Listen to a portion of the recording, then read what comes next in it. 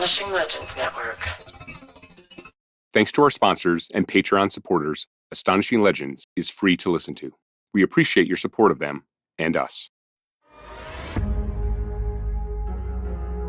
Hey folks, it's been a cruel summer here in North Carolina this year. Extremely hot and humid, but I suppose it's been hot for everyone, according to the weather reports. But now fall is just around the corner, which means the spooky season is upon us. We wanted to share something while we're working on our next new episode of the main show for September 20th, 2025. And that's an AMA we did not too long ago on Patreon. That's an Ask Me Anything for those of you living under a rock where you don't have access to Reddit. It was really our first serious AMA in 10 years, and we had a blast doing it. Patrons had submitted questions over the prior month, and we were able to get to pretty much all of them. We've lightly edited the live version of that for length and content, but it's mostly intact. This is a very candid, unstructured conversation, and it covers a lot of ground. But first, some unusually important lead-in information. Don't skip it.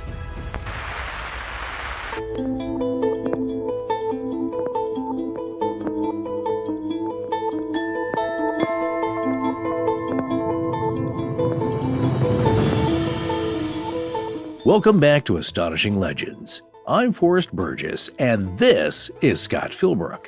There's a lot and not enough going on regarding Amelia Earhart. We still believe that Bill Snavely has a very, very good chance of possibly having found her plane, and there are folks working behind the scenes to fund an expedition to that and working very hard to try to get more people involved who have deep pockets to go out there and answer the question once and for all. Join us tonight for Mystery Solved, the Astonishing Legends 2025 AMA. And we're back, sort of. That we are, folks. It's good to be back, sort of. Oh, well, we should probably elaborate on that. I'll take the lead here. While we did lighten our main show schedule a little this summer to recharge some and gear up for the end of the year, that lighter schedule has gone on a little longer and been more extensive than we planned. Yes, it has. It turns out that life has a way of sometimes redirecting your energy. And in the past month or so, that has never been more evident for both me and Scott, or Scott and I. And it reminds me of that phrase, life is what happens when you're busy making other plans, which, if you now look at the AI overview, apparently, of course, like we find out with all quotes, is widely attributed to John Lennon, though its earliest known use was by American writer Alan Saunders in 1957. So there you go. There you go. We learned something new already. Well, to get to the bottom of this, why things have been the way they have been with the show as of late, there's no fun way to say this, but my mother is currently in the hospital with a significant injury related to her advancing years, and that is coupled with significant cognitive decline. The situation is touch and go and requires a great deal of my attention, both practically and emotionally.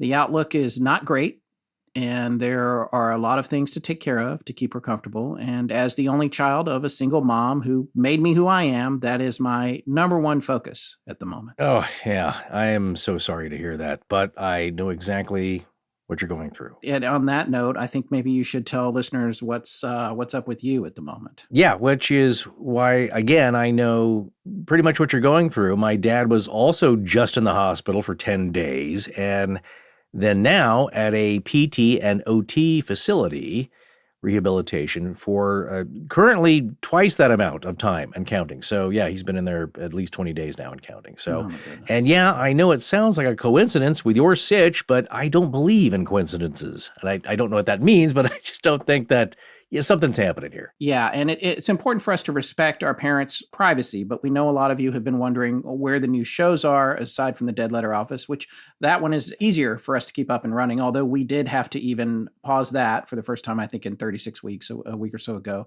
But now you know what's going on. We're people. We're not AI making this show. We do have things going on outside of Astonishing Legends. It's been uncanny that we are experiencing something pretty similar at nearly the exact same time. But the bottom line for both me and Forrest is family first. Indeed it is. And yeah, it feels like we're being tested. Yes, we're being thrown challenges. But that said, we were always planning to share this AMA, or as I like to say, an AMAA, almost anything, There's just some things, in light of you Yeah. saying that we do like to keep some things private, as I believe that should Yes. be. We had always planned on sharing this AMA from Patreon with all of you. So this was coming anyway, but it's being posted this week because Scott and I both could use a little bit of breathing room. Yes, and thank you very, very much for supporting us and being patient as we do our best to keep Astonishing Legends on the tracks. Yes. Well, in other news, I do have an exciting announcement to make. Our dear friend, Rich Haddam of Richard Haddam's Paranormal Bookshelf, has been doing a series of live appearances across the country, and he has one scheduled in Washington, D.C. on September 22nd, and I can't wait to go. There's going to be a special mystery guest, apparently. You know, Scott, you are the mystery guest. Oh, wait. Yes. So it is. So it is me. Right. Well, the black cat is out of the black bag now, folks. Turns out I'm the mystery guest for an evening of ghosts, Yes. poltergeists, and maybe even a few laughs at Richard's expense, or more likely mine. I hope to both. see you there at Kramer's Bookstore in DuPont Circle in Washington, D.C. Oh, man, do I wish I could be there for this. Just to that'd be heckle. great. I wouldn't even be on stage. I would just be in the audience heckling both of you because Throw a I tomato know at exactly me. what buttons to push.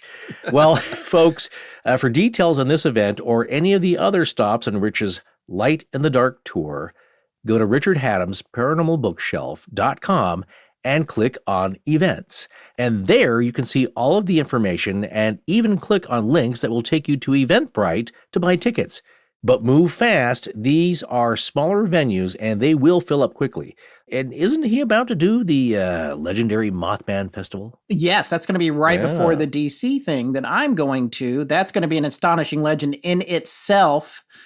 He's never been, so that's really cool. He's very Wow. excited about it. And the shirt that he and Tommy Beaver, our network graphic designer, who is also a professional for-hire graphic designer, by the way, made for that what might be one of my favorite bits of merch ever from the Astonishing merch universe. I don't want to give it away, but I will say that there's chapstick involved, so it's pretty cool. It's pretty I hope in all the normal ways. Well, that is saying something, though, really. Tommy and Rich and you, sir, are so very talented, but Tommy is a whiz. And it's just terrific. All of his designs, we've had so many people asking about them, like, who did this? Who is that guy? Can I hire him? Well, you can.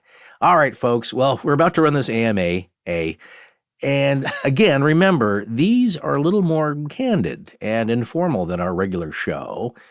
Not that you care about us, but if you do, or just our thoughts on more things behind the scenes, sort of, it's chock full of all that kind of knowledge. Everything we think about behind the scenes, our personal thoughts and motivations, blah, blah, blah. Yes. But there you go. Some inside baseball. For There people you that go, are as you like to interested say, in it, yes. but, We did this for our Patreon not too long ago. And on that note, if you haven't joined our Patreon, it's a great time to start thinking about it. The spooky season is upon us, and we're actually rolling out some revisions to our membership tiers there, as well as some other bonuses. And we've just launched a private live chat there, too, that I'm personally checking out on the regular and participating in. And supposedly, Forrest will be in there from time to time, too. Right, Forrest? Yeah, I'll try and make it when we can, when we're not tending to care duties. Well, anyway, it's a great place to get more of us and Astonishing Legends. So just check out patreon.com/Astonishing Legends to learn more. All right, enough pre-yakking. When you get to the main yakking. Anyway, Sarah, please, let's roll that AMA and get down to the regular yakking. Hey, everybody, it's Scott. I'd like to welcome everyone to the first Astonishing Legends AMA, Ask Me Anything, or as Forrest might say, AMAA, Ask Me Almost Anything. I'm going to bring Forrest on stage now. You folks know him from such shows as Astonishing Legends and The Dead Letter Office. Forrest, welcome. How's it going, man? Hello, everybody. And hello, Scott.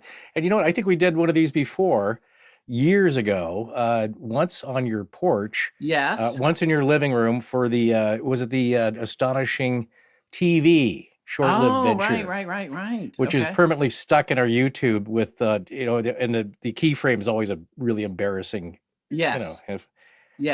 stuck shot, which we haven't corrected. I hope everybody's doing good. It's been a very hot summer here in North Carolina. Okay, people are, there we go. Hey, Bree. All right, folks, that's good. I'm glad to see the comments. Forrest, you should be able to see those in the comments panel on stream. I do see them, yes. Okay, excellent. So again, thanks to everyone for checking in. We've been very busy, as you probably know, with the Dead Letter Office and the Astonishing Legends and The network stuff, everybody, of course, those guys, do all the work on their own shows. But Ed was actually going to be here as the mechanic to help us direct. But he is currently slinging hash in a dumpling booth at a music festival because that's not his day job? No, think, but kind of it is actually right now. It turns out podcasting doesn't pay that well these days, so he's supplementing his income. This is something he does every year though, with it's somebody connected to his family back east. So, but he's working like 14-hour shifts, right? He texted me today and he's like, "I'm sorry, I can't be there."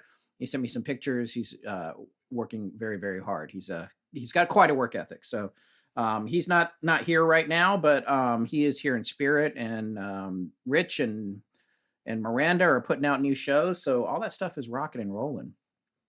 I wanted to remind folks that we did mention, although I don't think anybody took us up on it, we did mention that you could come on the air with us if you wanted to, but people seem to be kind of nervous about it. So well, on the air, but they can certainly, message us a question. We've done that quite a bit during our junk drawers, and we really appreciate it. And then sometimes we feel bad because we can't keep up with all the comments and questions, but we love hearing from the audience. I guess what we're going to do, we got a lot of questions, so we're going to kind of dive right in. We got about 2 hours to do this tonight before we both have other commitments, but I wanted to say, we got over 60, almost 70 questions. And so, hello, Kish. So what I wanted to say was that we tried to pick ones. We want to make sure that everybody hopefully got at least one in. Hopefully we didn't make a mistake there.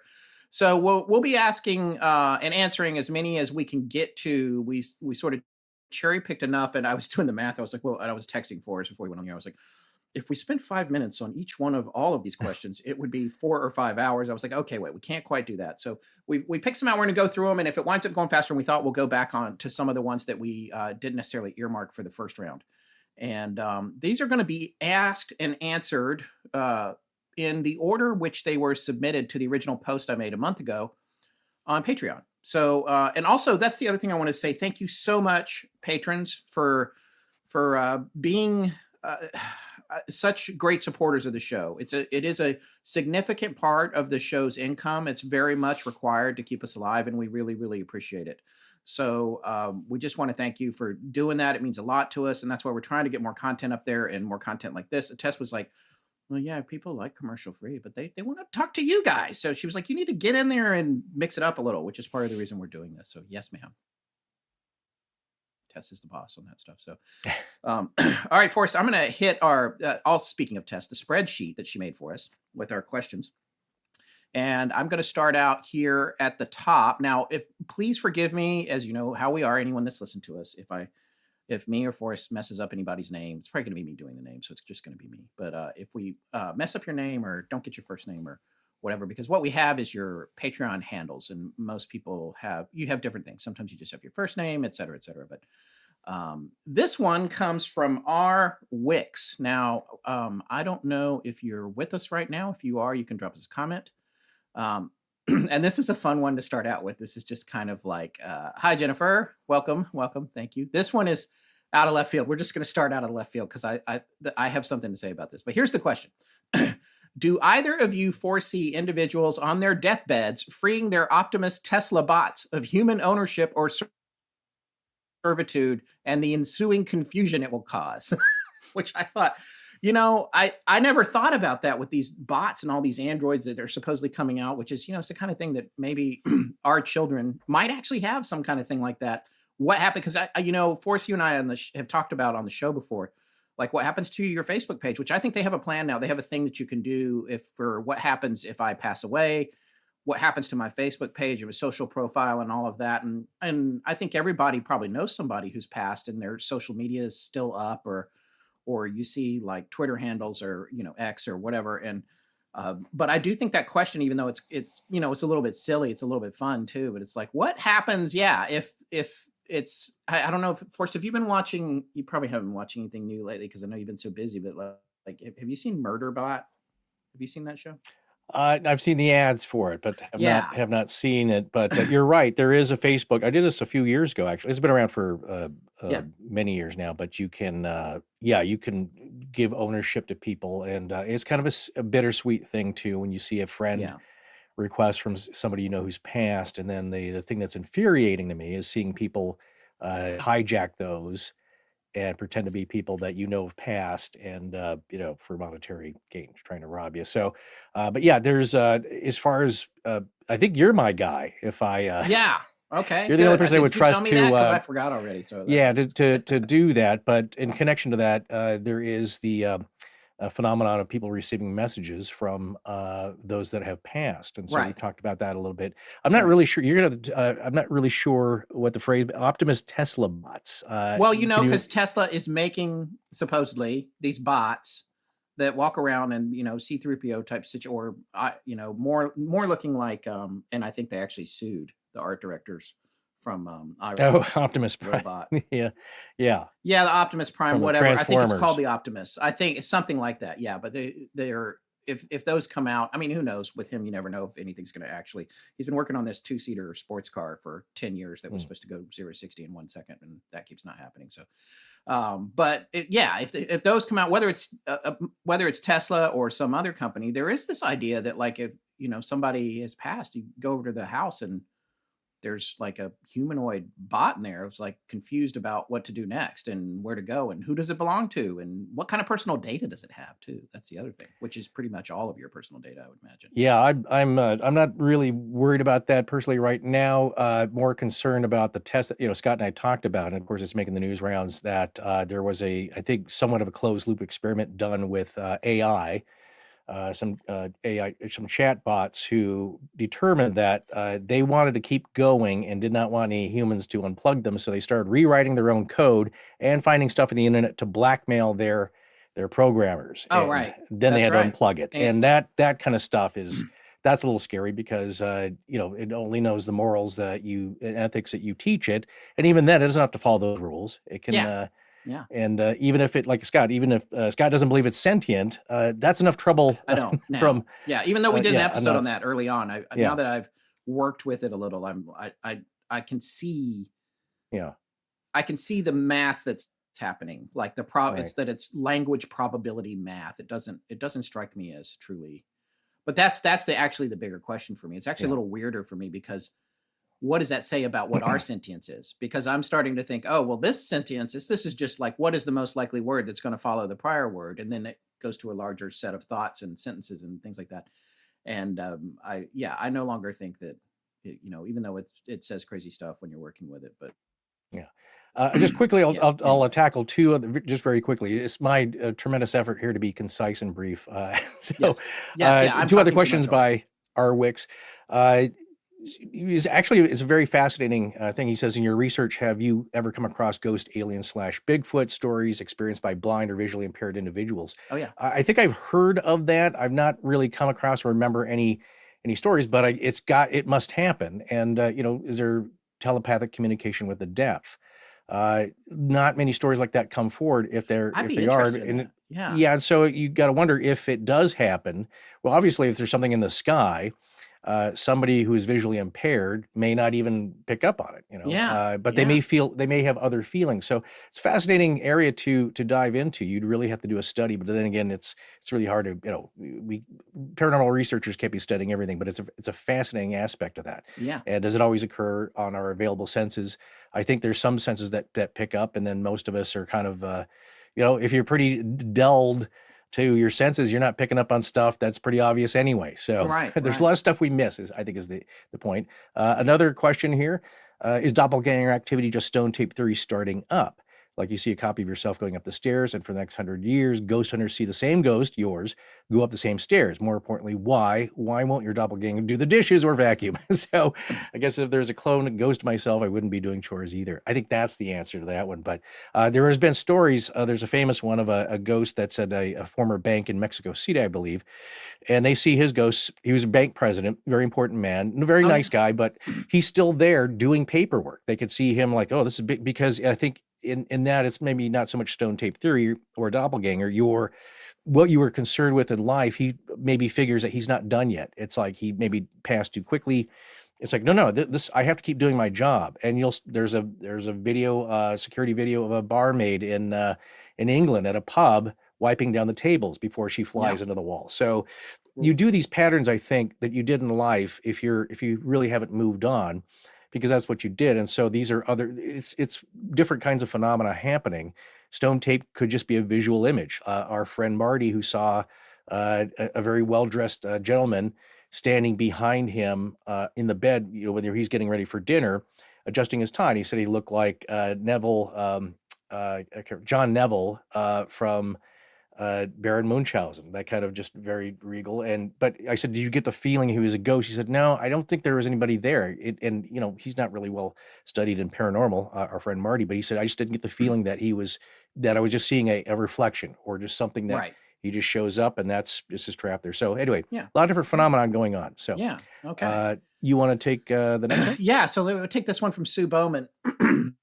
I would like to know what the most recent updates are regarding the search for Amelia Earhart, Fred Noonan, and their electroplane. Your show has certainly broadened my mind. Thank you so much. That nice comment, Sue. Thank you, and thank you for the question. And again, these are just for folks who are asking questions in the comments. We'll try to get to those too. We are going through the ones that were submitted on Patreon as well, that we have a bunch of to get to as well. But with regard to your question, Sue, there is a lot and not enough going on with regarding Amelia Earhart. We still believe that Bill Snavely has a very, very good chance of possibly having found her plane. And there are folks working behind the scenes to fund an expedition to that and working very hard to try to get more people involved who have deep pockets to go out there and answer the question once and for all. But one of the problems that's happening is that it's been so long with that particular aircraft that the coral has pretty much devoured it. It's really just coral in the shape of a plane at this point. Anywhere there was steel that could be eaten or corroded, it's gone. And it's getting worse every year. So you take that, and that is combined with the fact that, and folks might not remember this, but shortly before COVID, there was a whole thing that happened where they'd done this special documentary, and we have this surprise photo called the Jaluyut Atoll photo, which seemed to show Earhart and Noonan on a pier in Japan, and the island, well, not in Japan, but an island that was owned by Japan at that point, which I guess maybe it is technically Japan. I can't remember. But either way, if it was them, it would prove that they survived and that Japan at one point had custody of them. And this whole special went out on the History Channel. And then right after that happened, somebody from Japan came forward and said, there's no way these dates don't match up, and debunked it. And then the person disappeared. But that was enough to undermine that entire special. And then all the entertainment companies that fund these kinds of operations that are as interested in selling ads for them as they are in getting to the solution, they pulled the plug on wanting to invest in it anymore, because everybody was just like, no, this is too dangerous, it's too unlikely, and we're tired of following this. So now, Bill's getting older and this plane has been in the water longer. And so getting somebody to go and drop, $200,000 or maybe $300,000 to go down there and look for something significant like a rubber tire that would still be there or something else, that would be good. And Nancy, to ask your question, the coral forms around the steel, the salt in the water eats the steel. So it's like a combination platter of corrosion there. Yeah, so. Concretion. Yeah, you'll see that if you watch it. Basically, it's all salt water too, as you know. So it's eventually everything gets corroded, and you don't know what you're looking at some point. Yeah. So you have to bring find the something whole that's impervious thing up to that. and. Yeah. And pick it apart. But what Scott was talking about, just real briefly, because I love it as a mystery solving, especially with this one. Every month it seems like there's a new one. But that photo came up, and it was in a Japanese travel log that was wire bound or bound with string. Very rare, but they did produce those at the time, showing that photo. And then somebody came out and said, oh, you know what, that dock wasn't even built then. It couldn't be it. And so everybody's trying to debunk it. A lot of famous voices as well. That we talked about on the show. And there was a letter from the government there from Bougainville that said, that proved, it's like, no, that dock was there. Right. So that debunked the debunking. And then. Yeah. And it looks a lot like Earhart and Noonan. Yeah. Or as some people say, getting into the whole thing, but some people think that there was a double in 2 missions and all that. And even if it wasn't Earhart, it was the double that they were doing try to get photographs of the Pacific Theater. There were no other white people there in the area except for the local, and then there's the Koshu Maru or the ship that was hauling you cannot see in the photo a little bit, but there's a plane that they're hauling behind it. So anyway, that's that behind the plane. Yes. So it does that. it was almost fishier what they said about the photo than the photo itself was. But whatever it was, it scared away all the media companies that would invest in that kind of expedition. So there are attempts to fund another one, but it is slow going, to answer that question. So let's move forward here to our next question. You want me to? I'll outline this one. You can dive in here. So, because I just wanted to say, the Yuba County 5 is a story that we've considered doing, and then a lot of times, other podcasts. This is from of course, Greg, by the way, who wanted Greg to know Kammer. if we would do these topics. Yes. Yeah. So there's 3 topics he lists. One being the Yuba County 5. Would we ever cover it? And as I was saying, other podcasts have certainly covered. We've all done the same stories usually, and there is, except for when a friend does one, or somebody very close, maybe we might consider, depending on their take on it. And I got to say, our friend Rob Christofferson did a really touching and thorough podcast on it, and just the music he chose, and his narration on it, and it's just so heart-wrenching and sad, because it is a very sad, heartbreaking story, and so he did it very well. If you want to hear a good podcast on it, I guess is what I'm saying. That's true. Check his out. Maybe one day we'll kind of cover it, but again, since it's somebody we know and a friend, it's like a lot of our determination, I think Scott would agree, to do a story. Can we bring anything to it that's new? And sometimes that involves some research we may have found, or a guest that no one else or not many people have talked to. And so, moving on here to story number 2, the 2006 O'Hare Airport UFO. That was a very intriguing one, and one that was, I think, recently also had been tried to be debunked. But I believe there's something to it, because it punched a perfect hole in the clouds. So many witnesses saw it.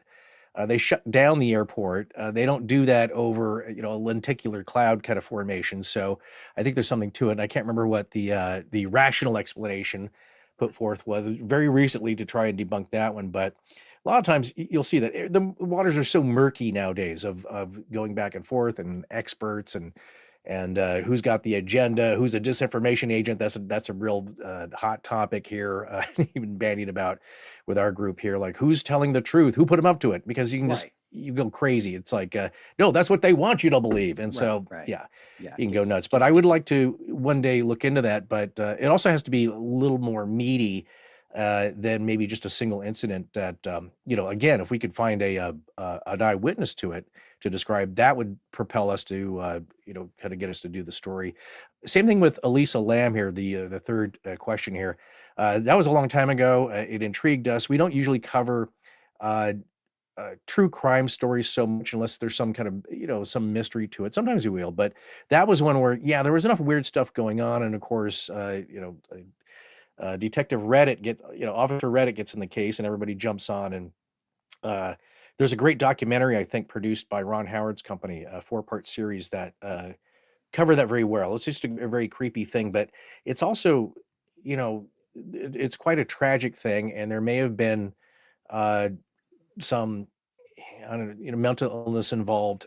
We did have a line on somebody that could have possibly gotten us one of the investigating That's right. detectives that was involved.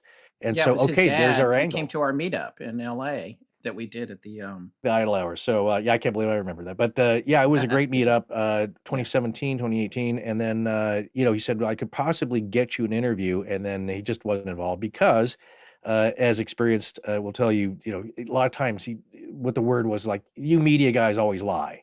Right. And I can't blame him. So he just didn't want to do it. Plus, he's probably tired of talking about it. So we really have nothing to bring he said, to it.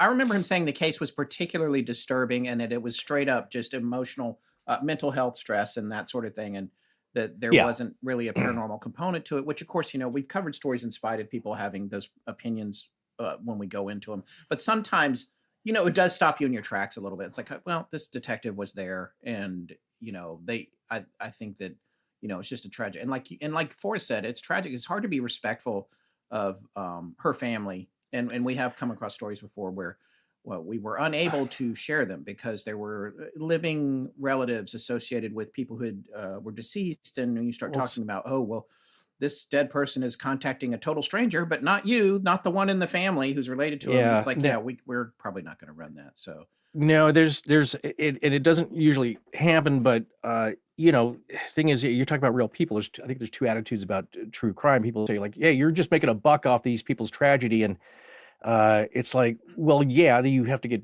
paid to do this. You should be to keep going. So, like everybody else, there is. It's a business to cover this, and then on the other hand, you could say like, well, you're keeping these stories alive, and I've heard that from people who are family members. Like, no, I'm glad you covered this because people have forgotten about this. There's Yeah. so much going on. Yeah. We need to keep this alive. It's still not solved. Thank you so much for covering this. So, I think oftentimes, depending on how the people feel and how you treat it, there's a lot of people who will complain who aren't really involved or part of the family, or just they're just kind of complaining.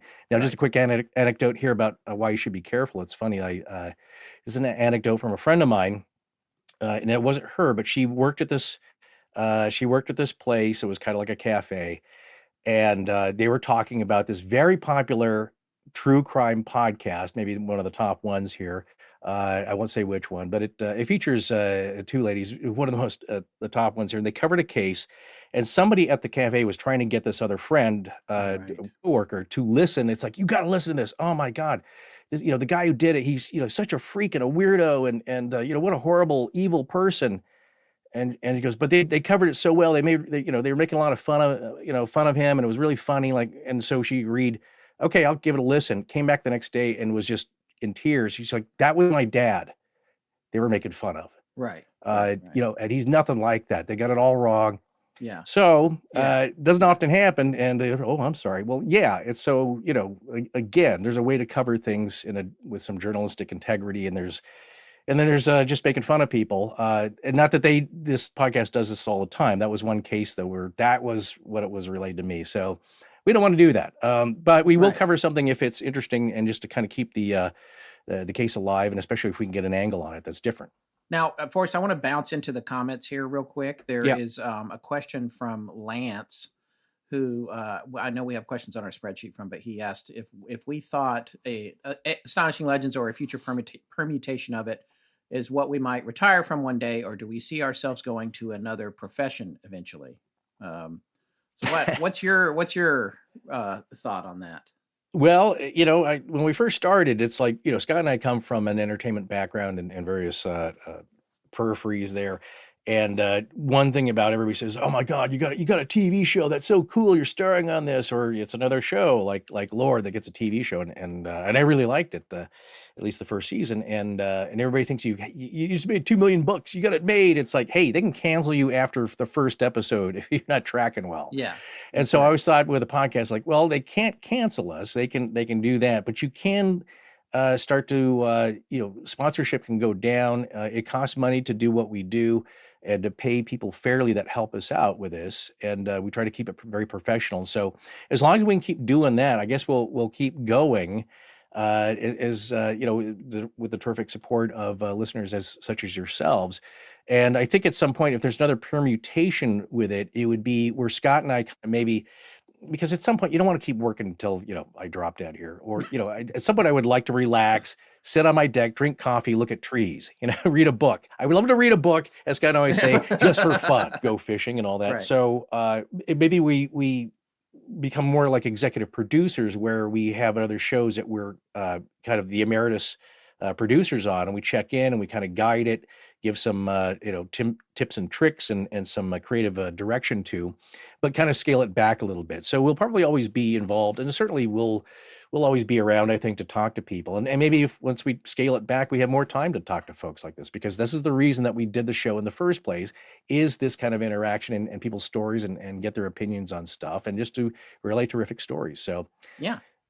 All right. What do you think, Scott? You ready to hang it up? Because sometimes it's real tough. It's a lot. It's a lot of work, and it's like anyone who owns their own business. I mean, we're working 7 days a week. Sometimes the only way I know it's the weekend in my house is because my son is home and not at school. But it's and I still try to take a day off every now and then. But things occur to you. Oh, we need to do this. We need to do that. But we're at maximum bandwidth now, so it's hard to expand a whole lot. That's why it takes us a long time to roll out things. like the dead letter office was 18 months of kind of planning and figuring out how to do that and getting it started. And now that it's rolling. And that's why we've been working on the animation thing, which some of you may have seen in Patreon. And that's the next thing we're kind of want to do, but we're trying to keep that real cheap too, because that's when you roll something out like that, there's no income from it. It's you're going out of pocket to say, hey, let's roll the dice on this and see if people be interested in it. So we'll see about that. But I don't particularly see myself. I'm certainly not going back to my prior career, which I can't remember if it's you, Lance, or somebody else that's down here further on the spreadsheet, but might as well answer it now. Like, what we did before and what we did after. I used to edit TV commercials, as I've said, and that was my whole thing before this. I'm not going back to that. I'm not going back to editing. The career I left behind doesn't really exist anymore because the technology has progressed so much and all of those things have changed. I don't particularly want to do that again. Anyway, so if this goes away, yes, I will have to find something else because I can't afford to retire, but we are trying to keep it going. So no, Scott and I also worked in corporate media production and events and corporate training and things like that, and freelance, or we say permalance, because you might be in a job for 3-6 months, a year. It might be just a week. And when things were really tough back in 2010, you were begging and scrapping for every job you could get as a freelancer, and there were just very few, and so it was very tight, very scary. Wallet was very light, and so you just took anything that you could, and their jobs are really tough and monotonous, and they could just be really grueling. And I just, one day after I transitioned to this, basically I stopped getting calls for jobs. I mean, when producers that I used to get jobs for are calling me, that's a bad sign. Yeah. Have you heard anything? Hey, I get my jobs from you. What do you mean? So it's just in that point, I always wanted to have them start calling again. It's I don't need your job. I'm a podcaster. And unfortunately, no one's ever called. So they stopped calling. Thank goodness there's a lot of serendipity with this podcast here, and that we were able to support ourselves, in a modest fashion since then. And it's just they stopped calling, and nobody ever calls. I could never rub it into anybody's face. So really, not that I wanted to, but just say no, I have something else that is more mine. Yeah. And I call those shots. And just a quick answer to, let's see here, to Rhonda Ray's question, who voices Mr. Darling in the Midnight Library? Well, we can tell you that the voice actor that does that, and Miranda Merrick, who is the star of that show, we like to keep it very, keep the mystery around it. So they'll never divulge who does it, but it is somebody we kind of know, and they enjoy doing it. And that's about all we can tell you. Well, now that summer is drawing to a close, I got to admit, I'm gonna miss the nights out here taking walks after dark and stargazing. But you know what? My old wireless bill, I'm not going to miss. It still haunts me like the salad house. Remember those data overage charges we used to get? Oh, I certainly do. Dem bills were scarier than the Bell Witch. But luckily, you and me both escaped that wireless nightmare. And now we're just chilling with Mint Mobile. That's right. You know what didn't belong in my epic summer plans this summer? Getting burnt by my old wireless bill. While I'm watching the skies and sharing photos of potential UFO sightings, my wireless bill should be the last thing holding me back, especially now that the air is getting cooler. And you know what that means? Oh, absolutely. Cooler air is denser, which means better pictures of the sky. And blurry photos become sharp, and your camera sees what your eyes see. So you get what you expect, just like with Mint. You get the coverage and speed you're used to, but for way less money. And for a limited time, Mint Mobile is offering 3 months of unlimited premium wireless service for $15 a month. So while your friends are sweating over data overages and surprise charges, you'll be chilling as summer draws to a close, literally and financially. Say bye-bye to your overpriced wireless plans, jaw-dropping monthly bills, and unexpected overages. Mint Mobile is here to rescue you. All plans come with high-speed data and unlimited talk and text delivered on the nation's largest 5G network. And the best part, you can use your own phone with any Mint Mobile plan and bring your own phone number, along with all of your existing contacts. It's seamless. We've been with Mint Mobile for years now, and you should try it out too. Yeah, so this year, skip breaking a sweat and breaking the bank. Get this new customer offer and your 3-month unlimited wireless plan for just $15 a month at mintmobile.com/AL. That's mintmobile.com/AL. Upfront payment of $45 required, equivalent to $15 a month. Limited time, new customer offer for first 3 months only. Speeds may slow above 35 gigabytes on unlimited plan. Taxes and fees extra. See Mint Mobile for details. Well, Scott, as you just said in our last commercial, cooler temps are rolling in. And as always, I find myself thinking about my wardrobe and whether it's up to the task. Yeah, you and me both, man. I've been mostly rocking the same fall stuff for a few years now, but this year, Quince is where I'm turning for fall staples that actually last. From cashmere to denim to boots, the quality holds up and the price actually still blows me away. Quince has all the kind of fall clothes you'll wear nonstop, like super soft 100% Mongolian cashmere sweaters starting at just $60. I mean, that is just unheard of. And it's not just sweaters. Their denim is durable and fits right. And their real leather jackets bring that clean, classic edge without the elevated price tag. I'm eyeing one of those myself, actually. Oh, you look great in one, I'm sure. You know, what makes Quince different is that they partner directly with ethical factories and skip the middlemen. So you get their top-tier fabrics and craftsmanship at half the price of similar brands.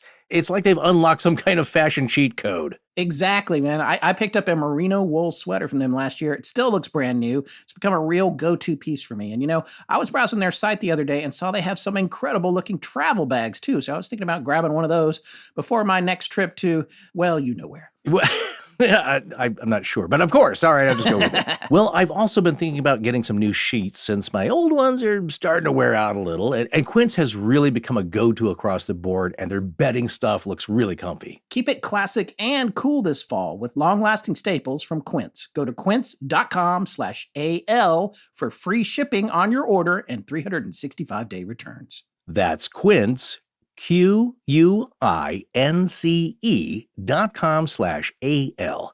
Free shipping and 365-day returns. Quince.com/AL.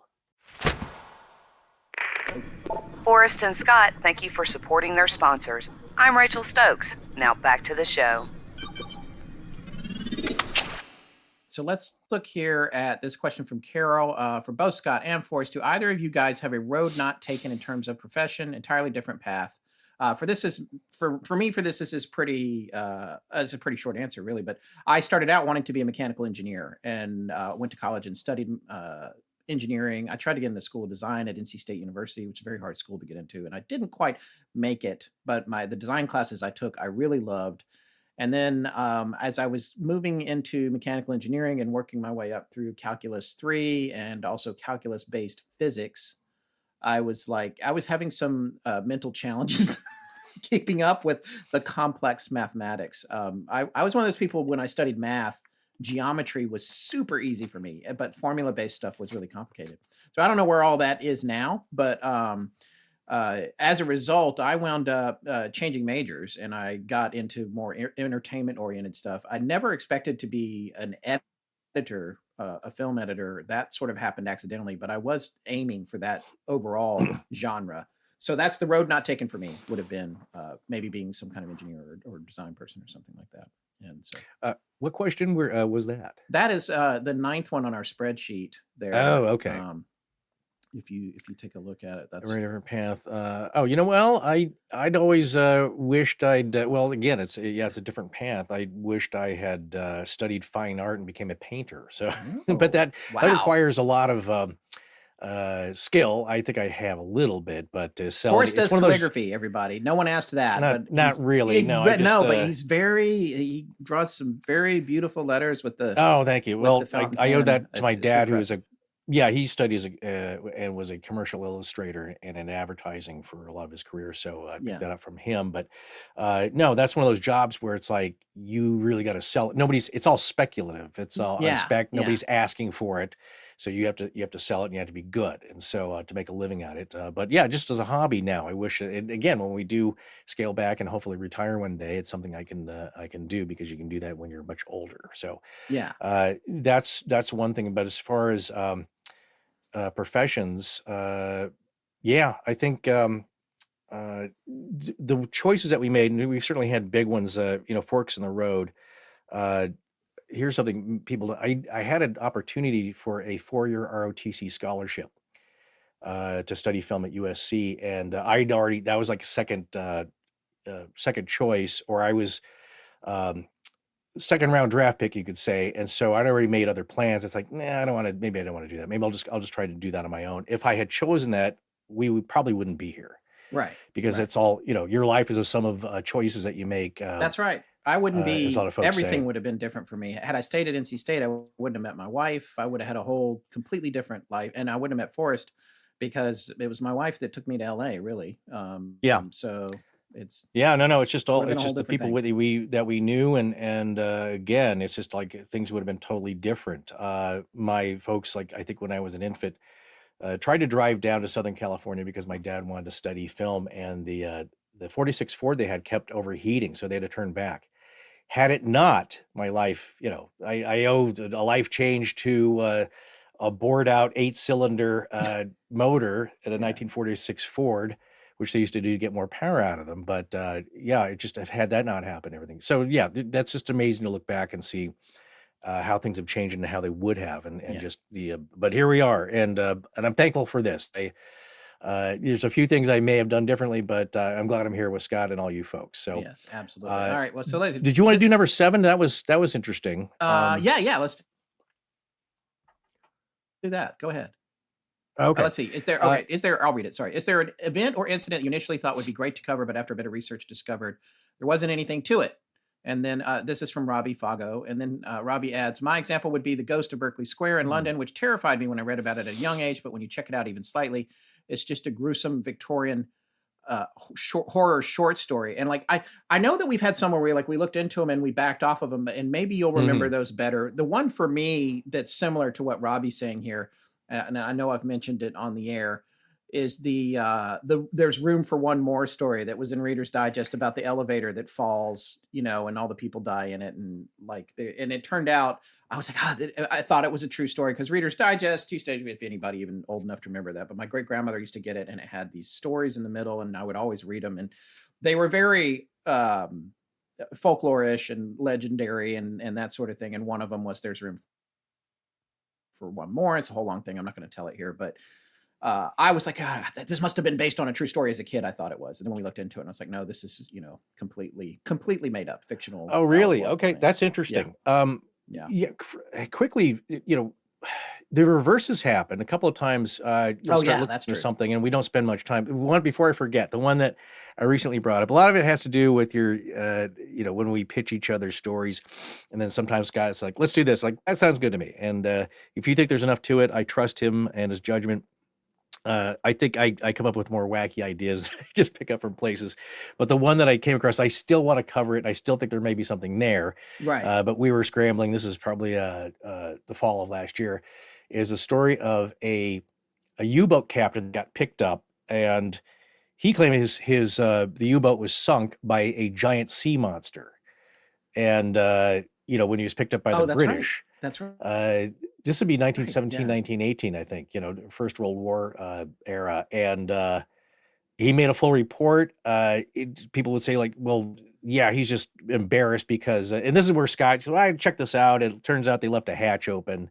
And that's what he was just embarrassed. He made up this story. It's like, I still want to find out what happened. I still want to dig deeper That's on like it. the If you train can. that hit the UFO. I do think sometimes people are at work and they're like, oh, I'm done for it. I have made the worst mistake ever. And then it's like, it was a UFO, or, Well, the a worst sea mistake monster. ever is using that as an excuse, I think, because it's like, because the others has, famously people have used that in the reverse to try and debunk something. I'm talking about Travis Walton, Fire in the Sky story, where was it Glass? He was one of the investigators. Like, well, they just made this all up because they were short on their quota of timber and they weren't going to make it, and they needed some excuse to like why they weren't there. Why they're going to fail. It's like, that's what you pick. That's the story you're going to go with. So which ruins all your lives, because now you got people like Glass who are, making you look like you're insane. It just, some people do that kind of thing though, but I don't think the folks that you interview are of that ilk, much less a stern, serious German U-boat captain. I don't think he could be captained by. That's true. Unless it was some kind of, again. So sometimes you look into that. One that was very surprising. It was a delightful surprise. Is that early on, Scott found. I think it was What in the World, the satellite imagery show, and he said, like, hey, let's do one on Lake Baikal. It's like, okay, cool, yeah. We started looking on it, and just geographically, it doesn't have to be paranormal, but it's like, man, this is a really cool geological feature. It's just the silt, I think this one of the world's, if not the deepest, but it's a rift lake in the region. And just what freaked me out is just the silt at the bottom, they estimate to be 4.5 miles deep of just buried. Imagine what's in there: dinosaurs, UFOs, whether one iteration of Atlantis, you don't know. So I was like, well, this is all very cool, and but it just needs a hook. I wish there was some kind of paranormal thing, and then we started diving deeper into it, pun intended. And it's like, wait, there's a report of 12 Russian divers or 9 Russian divers that or 4, was it 6 of them got ejected from the water suddenly, mysteriously, and they reported seeing 8-9 foot tall swimmers, very long and lanky, wearing silver suits and bubble helmets, and they were doing something. They came across it, didn't like the company, and eject them, to where several of the Russian divers died of narcosis poisoning, the bends, and so nitrogen narcosis. And so it's like, okay, there you go. And then you start peeling away. It's like, wait, there's a story that's related of the Chinese military finding bodies in stasis in a deep hibernation that were alien, and they just burned them all and sealed it up. And maybe they tried to revive one. He was alive for a little bit. Maybe they captured it. It's like, so that's the where you find a nice surprise of like, okay, here we go. Now it's something it's getting juicy. Now it's much juicier. So, but as far, the other ones, a lot of times we'll dig into it, and we just want to see what's going on. And people will say like, well, there's no mystery there. It's like, I want to find that out too. If there's nothing to it, I just want to know what was going on. Right. So a lot of times we'll come across a story, and it's like, well, it's a little thin. And I always thought that about the Black Knight satellites. Like, well, it's just there, except that if you take the breadth of it, of like what this thing is, you start watching the shows, you start watching these shows, and it's like, okay, there's more to it, because they've connected that to some other, there's some other phenomenon about things floating. It's not just space debris that's giant and black. It looks like no other space debris that they've ever found or launched. So that when I use, it's like we need more, and we need to talk to somebody, because we can only get so far. So it is one of those things where it's just like it just kind of falters out or fizzles out, and there's so many other subjects we could be covering. All right. So do you have any bucket list topics? This is from Hannah Nicholas. Hannah, thank you for this question. Do you have any bucket list topics that you're really wanting to cover someday on the podcast? I think a lot of people who've been listening a minute will know. And particularly, who was it that said, Alexandra Lee, who said she's been with us since Hollywood Endings, which is the very first show. She has a question too, which a lot of people asked a similar version of. So I might address that as well here in a second. But in terms of bucket list, one for me is MH370. And you'll be pleased to know that in the summer, with a little bit of a lighter production schedule, that's something that we're diving into and it's just incredibly complicated. And for the bucket list question for you, Hannah, and then also for Alexandra, and then other folks who have asked about our evolving format and the deep dives and the, why don't you do 6-part, whatever's from before? A lot of folks asked about that. We do love doing that stuff, but we had more time to do that. But then also the other thing that happened with us, and this is sort of a production pipeline thing that I think maybe people don't think about. I mean, some people do. It depends on your expertise. I don't know if my friend Anson's in here. He's a producer. He always asks me these business questions. He's got one coming up, but it's when you're a show like ours, and we're bouncing around to lots of different topics, which was sort of modeled after Unsolved Mysteries to a certain extent, and if you're older, In Search of, and shows that would touch on different things. But we were also not weekly, which would be very, very hard to produce, especially with the level of research we were doing and are doing still. But for the first year or two, we were 36 shows a year. We were basically 3 on, 1 off most of the time, year round. And then we had to go down to 26. And then it's like, if you do a 6-parter and you're bi-weekly, then that's 3 months on Bigfoot. When we did Bigfoot, it was like it's still 2 months, by the way, but it was 2 months. And then all the people that didn't care about Bigfoot and were skipping us for 2 months that's a thing where we're alienating this big chunk of people who could care less about cryptids or are so sick of Bigfoot or whatever. So there's a little bit of a risk for us when we stay on something that long. in terms of diluting our audience, which, we don't want to do, because there are things that we'd love to talk about for a super long time. But on the other hand, there's people that only listen to us for the ghost stuff, or they only listen for the UFO stuff, or they only listen to. So there's it's a little bit of a catch-22 and like walking a tightrope there in terms of what we're going to talk about and when. But we still want to do those. And I think for me, there's a future where the show evolves into having more of those back in the mix, but they take longer to produce now. And with all the other stuff going on, we have to get a lot of runway to get one of those ramped up, and then decide how we're going to roll it out in a way that doesn't alienate people who aren't interested in it. But that's my thing. So in terms of bucket list for me, it's the other thing about MH370, by the way, is I keep thinking, there's always a headline. It's usually fake on Instagram. It's like, they found it. And I'm like, oh, we got to wait. We should wait until this happens, and then it's like, okay, that was nothing. That was BS. And there's nothing there. So there's that kind of thing. And then there's a whole big on Reddit. I don't know who's seen it, but there is a massive amount of stuff about UFOs and MH370, which of course an angle I want to cover. I'm personally more interested in just the idea that it fully disappeared under the direction of a human being. Like, what is the reasoning behind that, paranormal or not? I don't necessarily think it snapped out of existence, but I want to talk about that too, and that's a whole nother thing. Great case. I want to know what's the current thinking of it, because we've been kind of keeping Scott a lot more has been reading into it. That's more on his bucket list, but I do want to get to, I want to know all there is currently to know about it. And so, is there anything to it? Because a lot of times you pass that off, and it all depends on your point of view and where you're getting the information. So always consider the source, as I say, but like, don't go, you can't rely everything on one source or the other, because you'll see like, oh, they've just dismissed this. It's like, yeah, but that person or that source dismisses everything. Right. And so if you're of the ilk like we are, there's more to it. You just don't explain it away. It's like, okay, I'm leaving that possibility open. I know it's crazy, it's woo-woo, but let's see what's going on, and I'll decide for myself what seems to be unlikely.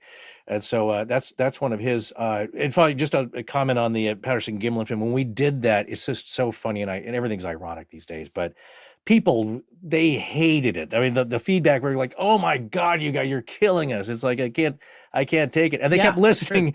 It's just like another part, and it's like, I thought I'd give up after part 7. It's like, but they kept listening, and then it's now the highest traffic thing on YouTube. The YouTube versions of it too. Or we get multiple comments daily. Obviously, people who don't care anything about Bigfoot or cryptids aren't going to listen anyway. So yeah, as Scott said, it kept people away for a while. Hopefully a lot of them came back. But what was funny is that the people that this is what we love, and why we love, partly why we love doing the show, is that people say, I didn't care about this at all. And then it's like, oh, I got nothing else to listen to. I'll listen to it. And it's like, I got really into it, and I learned stuff I never thought of before. And I actually really ended up really liking it.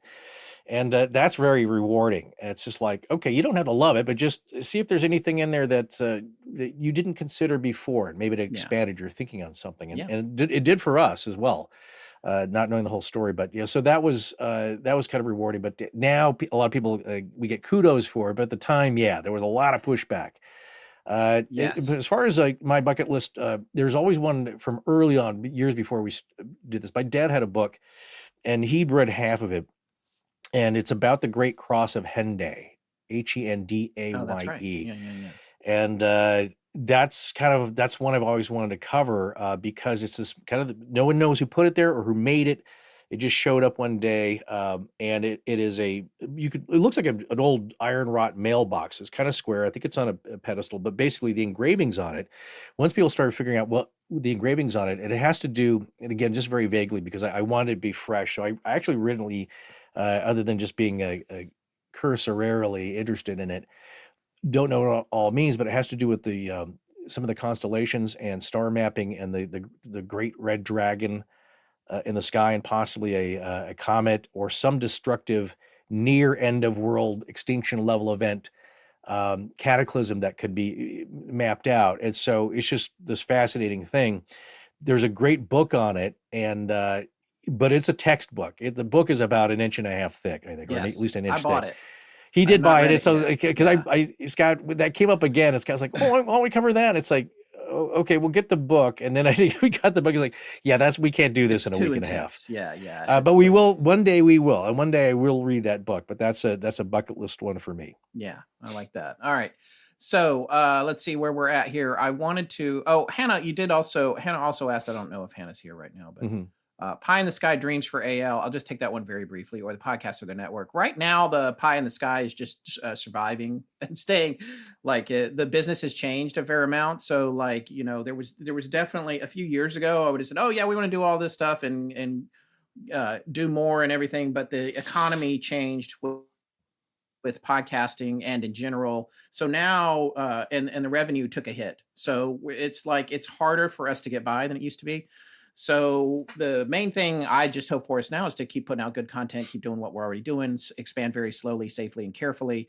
And, I think and do what's realistic for us. And yes, if the brand evolved into something more, that would be really cool. But the main thing is, and Forrest and I are both, this is why we always agree on how to run the business. We're both very slow and steady wins the race, and that's sort of what we're interested in.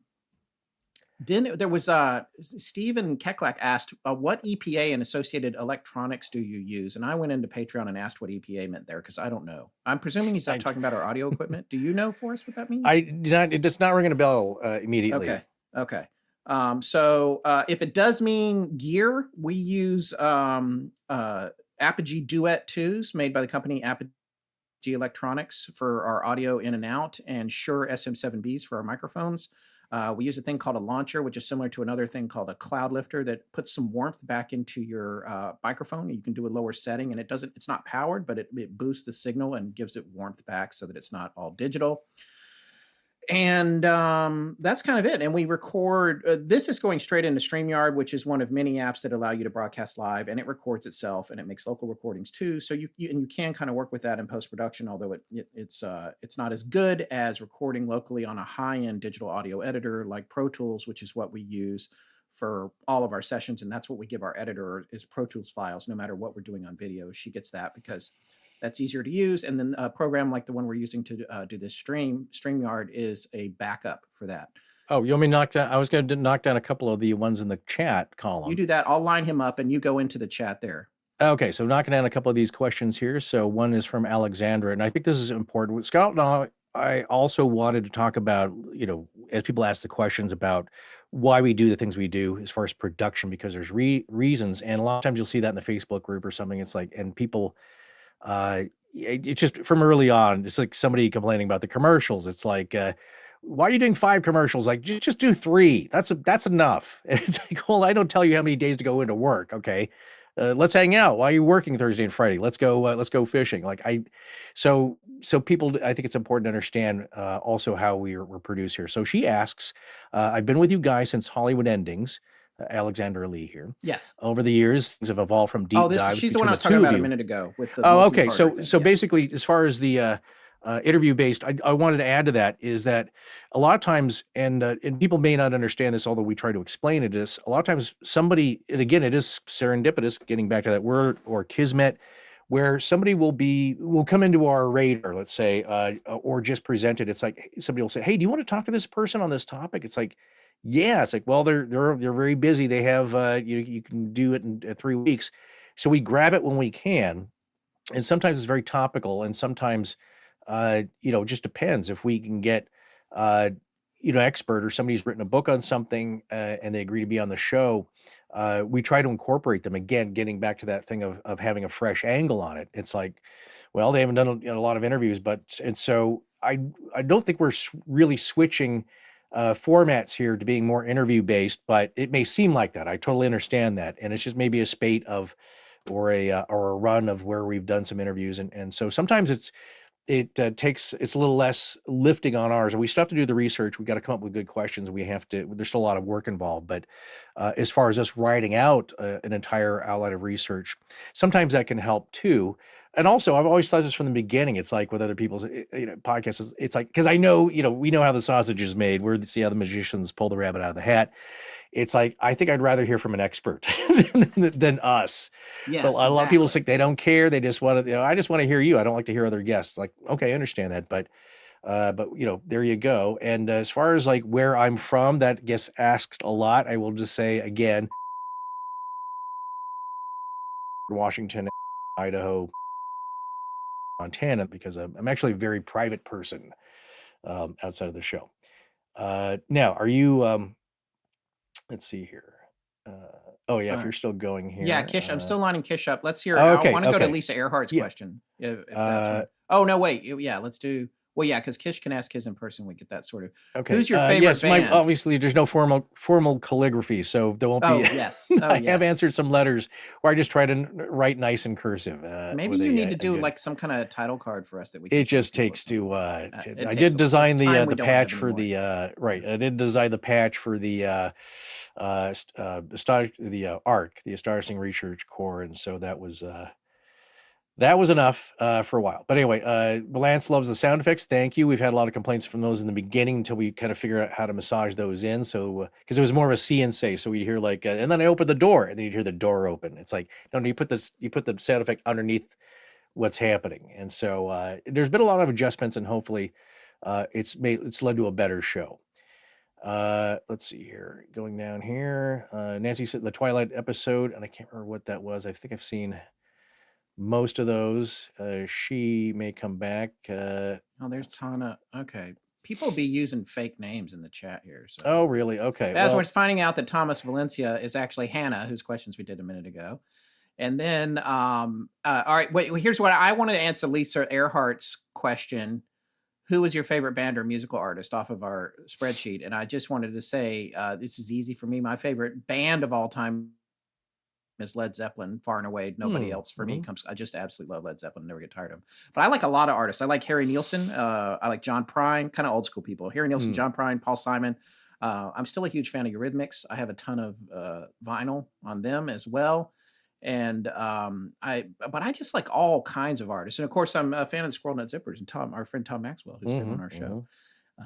But I just love all kinds of music. But my favorite probably band of all time is probably Led Zeppelin, I would say. I don't know where you're at. Oh, very good. Forrest. Yeah, I used to listen to a lot more music. I think in my earlier days with CDs. Remember those? Yeah. And you say, well, and then in LA, you could see a lot of great live shows. So I went to a lot of live music. And so was kind of interesting. And then I had friends in bands, of course. And so, yeah, did a lot of live attending of the live music scene. And as far as alternative rock, I think the Pixies probably is one of my favorites. I certainly have a lot, but I was trying to turn Scott onto them. Just for like alternative rock, they're still at the top. And also went to believe it, like a lot of electronic dance music events. Yes. Back in the day. And so Underworld, I think for them, that's probably one of my favorite. Not really EDM, but just kind of ambient electronic, I guess you could say. Those are just two among many. I also love Led Zeppelin and all the classics. So just there's a lot. It's hard to pick to choose the two, but any case, what were we saying about the as far as favorites go, and then did you, Scott, you were mentioning something else? Well, I was gonna get. Let's see. I'm still working on getting Kish on here, so I'm gonna push him down. I want to go down. I'm actually gonna go to. Let's see. Oh, right. Right. Okay, here's something we can talk about. This is from Zed's Dead Baby, who is a frequent poster on our Patreon and somebody who I enjoy communicating with about film, especially. And this question, Forrest, is, I guess this can be both for both of you, as Forrest always has an interesting take. But way back, I don't remember when, Scott, you uttered possibly the most controversial, vitriolic, and venomous statement that will ever be uttered on AL. I cannot quote you exactly, as this is a family podcast, but I specifically remember you on one of the patented and well-loved tangents saying you were not a fan of the King, Saint Stephen King. I felt like I had been sucker punched. You did then say that you loved his book on writing and that it was one of the best writings on writing ever. So firstly, why not? What leaves you cold? Forrest, I imagine you're a fan, although I'm not certain. If so, what is your favorite work of his? So, wait, where's that question? It's on the spreadsheet. 21. It's Gotcha. Okay. There. For me, wait, did you say something bad about Stephen King? No, I just said I've never been a huge fan, but I had to think about this today. Like, why did I say that? It's like, it's nothing against him. I love him as a human being. I think he's excuse me. I think he's an amazing person, a lot of talent. And as I was thinking about this, it's actually kind of just that genre of writing. I'm not big on reading horror. I'm not super into reading that for fun. I'm actually not super into horror films, if you can believe that. I know, I can like, it's believe like Tess loves horror. She's on Shudder all the time, and like, and there's horror movies that I like, but I like the ones that are more esoteric. You know, that are that there's less. Psychological? Yeah, psychological. Less is Yeah. more kind of. But Yeah. you know, that said, I will say I saw Sinners with my son a few weeks ago, and I thought it was absolutely amazing. Loved it. Loved every minute of it. So it's not like I don't like it, but whatever I was saying about Stephen King, probably not fair to say, because it's really just that it's not a genre that I'm super into, you know. And oh yeah, and so Maya says folk horror, that's what Sinners is really. It's folk horror, I think, more than Stephen King. Yeah. But No, I for get you people on that haven't that, seen that, and so I didn't mean to malign the man, because I am a No, huge fan of him as a person and and I'm as a surprised it wasn't creative. me doing a hugely vitriolic and venomous rant. That's kind of Yeah. my brand. Yeah. But no, folks, and it's not something I don't think you would want shared. But one thing I know about Scott over the years getting to know him is that he's a very empathic person, and he feels a lot with these stories, and so sometimes it sometimes comes out in our recordings, and I think it adds so much to this show because we're not just reading articles here. And people notice that, I think, with Dyatlov Pass, where that's also why we don't. I feel it a little bit too, but him maybe more, where we don't cover a lot of true crime, because it's just like, oh my god, it's just, you feel it. And it's just like, we don't need to be wallowing in that all the time. And and so I think he actually it feels a lot. And so when it's like slasher horror or just something, I mean, I grew up with this. Is another thing too, is I loved horror movies as a kid, but they're different. It wasn't Hostel, parts Right. 1 and 2 and Right. 7. And it's Right. like Right. just the gore, and like the Friday the 13th. Yeah, those are fun.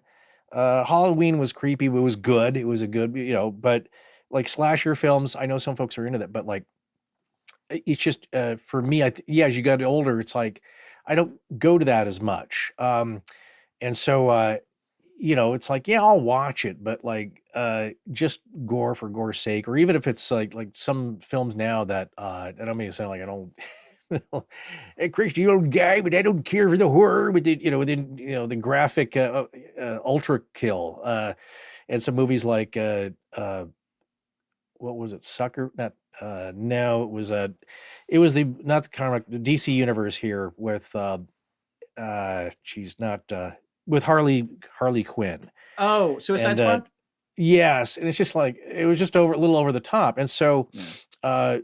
and the one I just saw was Havoc with and I love Tom what's his face, but it's just like endless clips of bullets and just like overkill, and it's just like, okay, it's just a bit much. And so I think what I'm getting at is that it has changed since I was a kid, where yeah, it was more kitschy or funny, or there's more a sense of humor, or even it was dark humor, rather than just like, I just see no humor in that now. Like, there's nothing rewarding about that to me.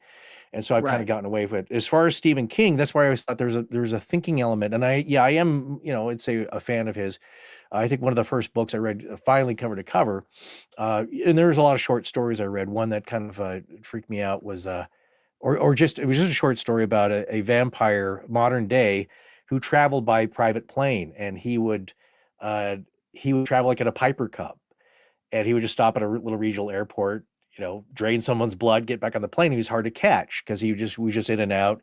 He'd get rid of the logs, and like somebody, I think, looked inside the plane and it was all dirt, so he was laying in his native soil dirt. And so he, that was, I like the short stories. The first one I read cover to cover, I think, was Dead Zone. Oh And I yeah. found that to be fascinating. And since then have met and have made pretty good friends with people who do have a little bit of that ability, the psychometrics, where they can touch something or someone and pick up a sense of what's happening with them. So it's funny that turned into that. But anyway, yeah, I can understand. It's just a matter of taste. There's no accounting Oh, for it. Maya But said Night Flyer. Uh, oh yeah, yeah, that's it. yeah, Night Flyer. And I like these movies. People are I like these movies. I don't know what it is. It's something about Stephen King's stuff is like. I mean, I read the Tommyknockers cover to cover, and I liked it a lot. I don't know. I think for me, I felt like everything kind of had one flavor a little bit, but that's, I don't know. Oh, do you think it's like the same recurring kind of setup? Yeah. Yeah. There are themes that just because we talked about this before, just not to rehash because we don't hit on it too hard, but you and I have talked about this setup, the scenarios where it's something outrageous and scary and supernatural happening to a group of people. And a lot of his stories about how these people behave. Yeah. Yeah. Storm of the Century, is it the Dome? Like, basically they're a group, The Mist, and then right. And I read that too. I read that. Yeah, the real monsters are the people, not the monsters. And it's like how monstrously we behave with each other. And so you can see that a lot in his writing. It's like, okay, but then and then there's some the one that he didn't like famously was The Shining. It's like, he okay, hated The Shining, the Jack Nicholson Shining. And he liked the one with it was one of the guys from Wings. It was the star, and he said, no, that it was a TV series, like that's how it should have been done. It's like, right, which nobody liked different. The audience didn't like it. Yeah. No, it's just different. But no, so it's a different way of doing it. And it's like, as far as The Shining goes, that is more psychological, and it was scary for its own reasons. So this podcast is brought to you by Squarespace, the all-in-one platform that's perfect for bringing your passions to life online. So whether you're a creator, a storyteller, or just have a burning idea, Squarespace gives you the tools to build a website that's as unique as you are. We've been thinking a lot about how many people in our audience have their own fascinating projects and endeavors they want to share with the world. Maybe they're researchers, writers, or even paranormal investigators. And the thing is, Squarespace makes it so easy to not just have a website, but to actually offer services. I was just checking out the Squarespace site, and I realized if someone wants to offer their expertise, whether it's consultations on folklore, guided ghost tours, or even selling your own handcrafted enchanted objects, Squarespace has you covered. They provide everything you need to offer services and get paid all in one place. Exactly, man. From scheduling consultations to events and experiences, you can showcase your offerings with a customizable website designed to attract clients and grow your business. Plus, you get paid on time with professional, on-brand invoices and online payments. And let's be honest, presentation matters. And that's where Squarespace's cutting-edge design comes in. They've got this amazing blueprint AI that helps you build a fully custom website in just a few steps. Yeah, it uses basic information about your industry, goals, and even your personality to generate premium quality content and personalized design recommendations. Or if you prefer, you can choose from their library of professionally designed templates. Either way, you don't need to be a design expert to create a stunning website. That is so true and so cool. Squarespace really empowers you to create a professional online presence that reflects your unique brand and draws people in. Absolutely. So whether you're looking to share your knowledge, offer your services, or just create a beautiful space online for your passion, Squarespace is the place to go. Head over to squarespace.com/legends for a free trial, and when you're ready to launch, use offer code LEGENDS to save 10% off your first purchase of a website or domain. That's squarespace.com/legends for your free trial. And don't forget that offer code LEGENDS to save 10%. This episode is sponsored by BetterHelp. We get a lot of interesting emails and messages from listeners. Sometimes they're looking for information. Sometimes they want to share their own experiences, as you know from the Dead Letter Office. And sometimes they're looking for a little advice. That's true. And it's natural to want to turn to someone you trust, whether it's your barista, your hairdresser, or that random guy in the bathroom at the gas station. But when it comes to serious stuff like, relationships, anxiety, or deeper issues, those folks, including us, might not have all the right answers.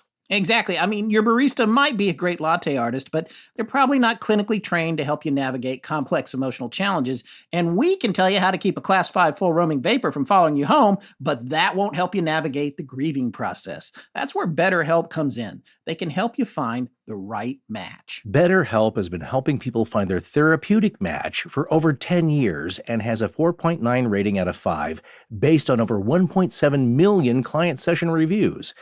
They do the initial matching work for you with a short questionnaire to help identify your needs and preferences. If you aren't happy with your match, you can switch to a different therapist at any time from their tailored recommendations. That's a big deal. It's about finding someone who truly understands you and your needs, finding the one. With over 30,000 therapists, BetterHelp is the world's largest online therapy platform, having served over 5 million people globally. Yeah, and look, therapy isn't always about solving a crisis. It's also about personal growth and learning new ways to cope with stress and communicate more effectively. Absolutely. And the flexibility of BetterHelp is amazing. It's fully online, and you can pause your subscription whenever you need to and switch therapists anytime at no extra cost. It's convenient too. You can join a session with a therapist at the click of a button, helping you fit therapy into your busy life. As the largest online therapy provider in the world, BetterHelp can provide access to mental health professionals with a diverse variety of expertise. Find the one with BetterHelp. Our listeners get 10% off their first month at betterhelp.com/astonishing. That's BetterHelp. BetterHelp.com/astonishing. Hi, I'm Jennifer, and you're listening to Astonishing Legends with Scott Philbrook and Forrest Burgess. Now, back to the show. All right, so I think we have a guest here. If he's ready, he is ready. He's giving me a thumbs up backstage. So this is going to be Michael Kishbooker, who has been a guest of our show before, who worked very diligently to write and do the research on the Wizard clip. And he also sent some questions in. He's a member of the ARC as well. So I'm going to bring Kish on stage here. Kish, are you there, sir? Hey, guys. Hey, how are you? What's going on there today? Working on a chapter of my next book. Oh, okay. Can you let us in on any hints here? Tell me what these 3 books have in common. Oh, Hunt for the Skinwalker. yeah. Alien Contact, Top Secret UFO Files Revealed. Timothy. Okay. See, those 3 have something in common. All 3 of them describe ranches where very similar activity happens. It's always the ranch. Have you watched Beyond Skinwalker Ranch, like the Bradshaw Ranch, and I have not. Actually, I'm avoiding them on purpose because I don't want it to taint Oh, you don't? Yeah. totally Okay. understand. Yeah. Well, you sent some questions in. Do you want to ask us your questions directly? Sure. Now that the AL Productions has a paranormal bookshelf, have you considered adding a publishing arm to the company? A publishing arm. I would absolutely be interested in doing that. I guess just with it would be a bandwidth question for us, I think, in terms of managing it. Also, a complete lack of any experience or skill set associated with publishing.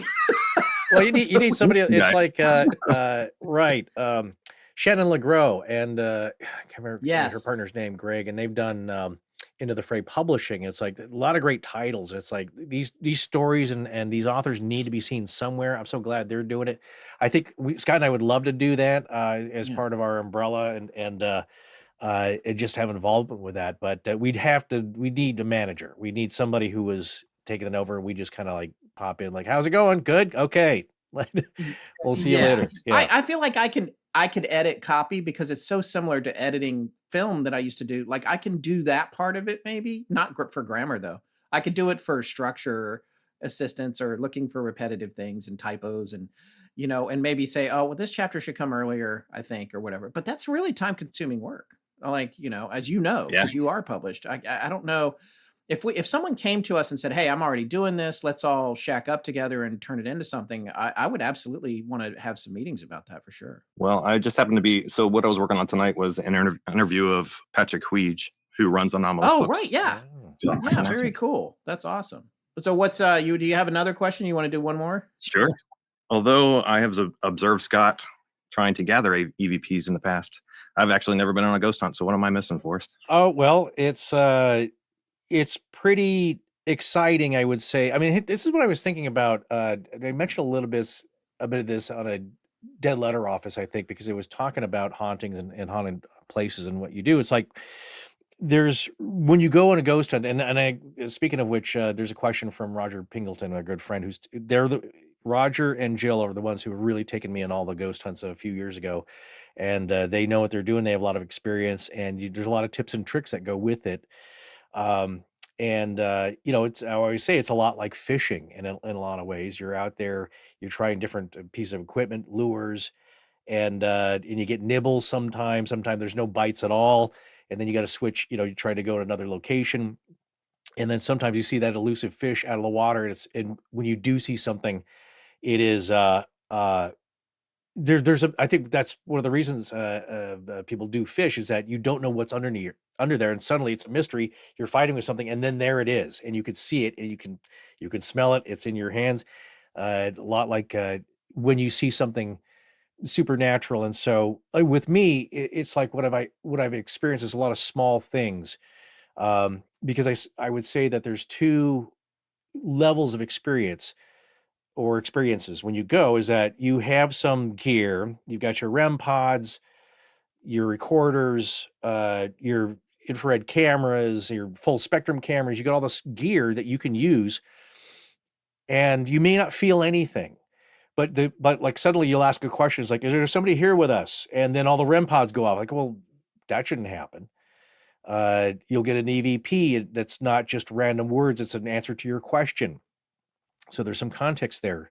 The little light up cat balls can happen. So there's a lot of information you can get, and it's pretty exciting. Those are the nibbles. But like I haven't, I think, seen anything except for that one time. As I said, that's the mystery of it. The trickster part, when I did see something at Waverly, I thought was a guy walking in front of.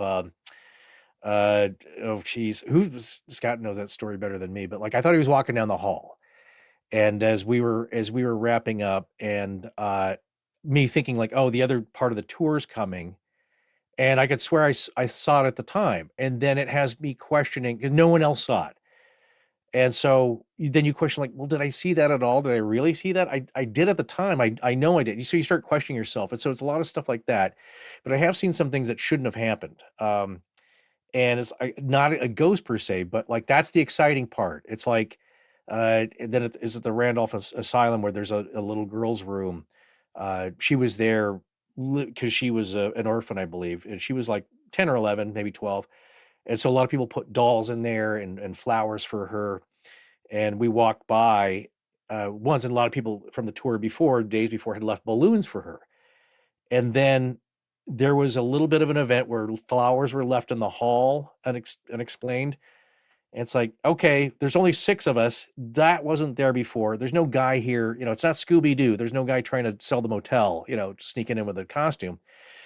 How did the flowers get here? That's very strange. And it's like, okay, we didn't see them materialize. They're just there. That's unexplainable. That was exciting. And then I looked at the room, and now all the balloons are mostly deflated. It's like, that doesn't happen in 30 minutes. Like, but I was pretty sure. Then you start questioning, it's like, were they really all filled up all the way? You start questioning your reality. It's not frustrating. It's just fascinating. So that's what you're missing, is like when you get an answer to your question immediately. It's like the last one was at the Canton Theater, and it takes a lot of time to go through your data as well. So it's very time consuming, or can be, because you're listening to hours of footage or looking through photos and videotape. But I asked, is there anybody here in the balcony with us? And listening in there, I heard Anthony. And it's like, okay, so, is like, I didn't ask, is anyone here? And I heard the word hot dog. Like, it's an answer to your question. You got a name. He told you who was here. It's like, whoa. So that's pretty interesting. And then you start asking, are there kids here? And the little cat toys start lighting up, or the REM pods. But you're not, so that's one answer, and it's kind of interesting, but you're not seeing anything. You don't have a ghost passing through you. Other people have experienced that, where that's a real physical thing.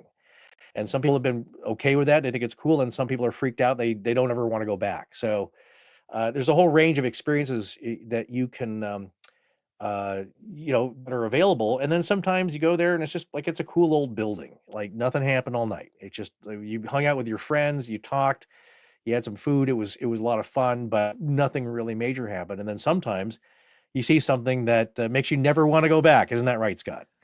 Yeah, and one of the things I want to say, Forrest, is this plays into another question from Zed's Dead that's later down our list. It says, Forrest, this is on item 49 on our spreadsheet, but when you were at Waverly and you saw that figure walk into that room that had no other way out, approaching the room to investigate, and then arriving in the room and finding there was no one there, what was the feeling?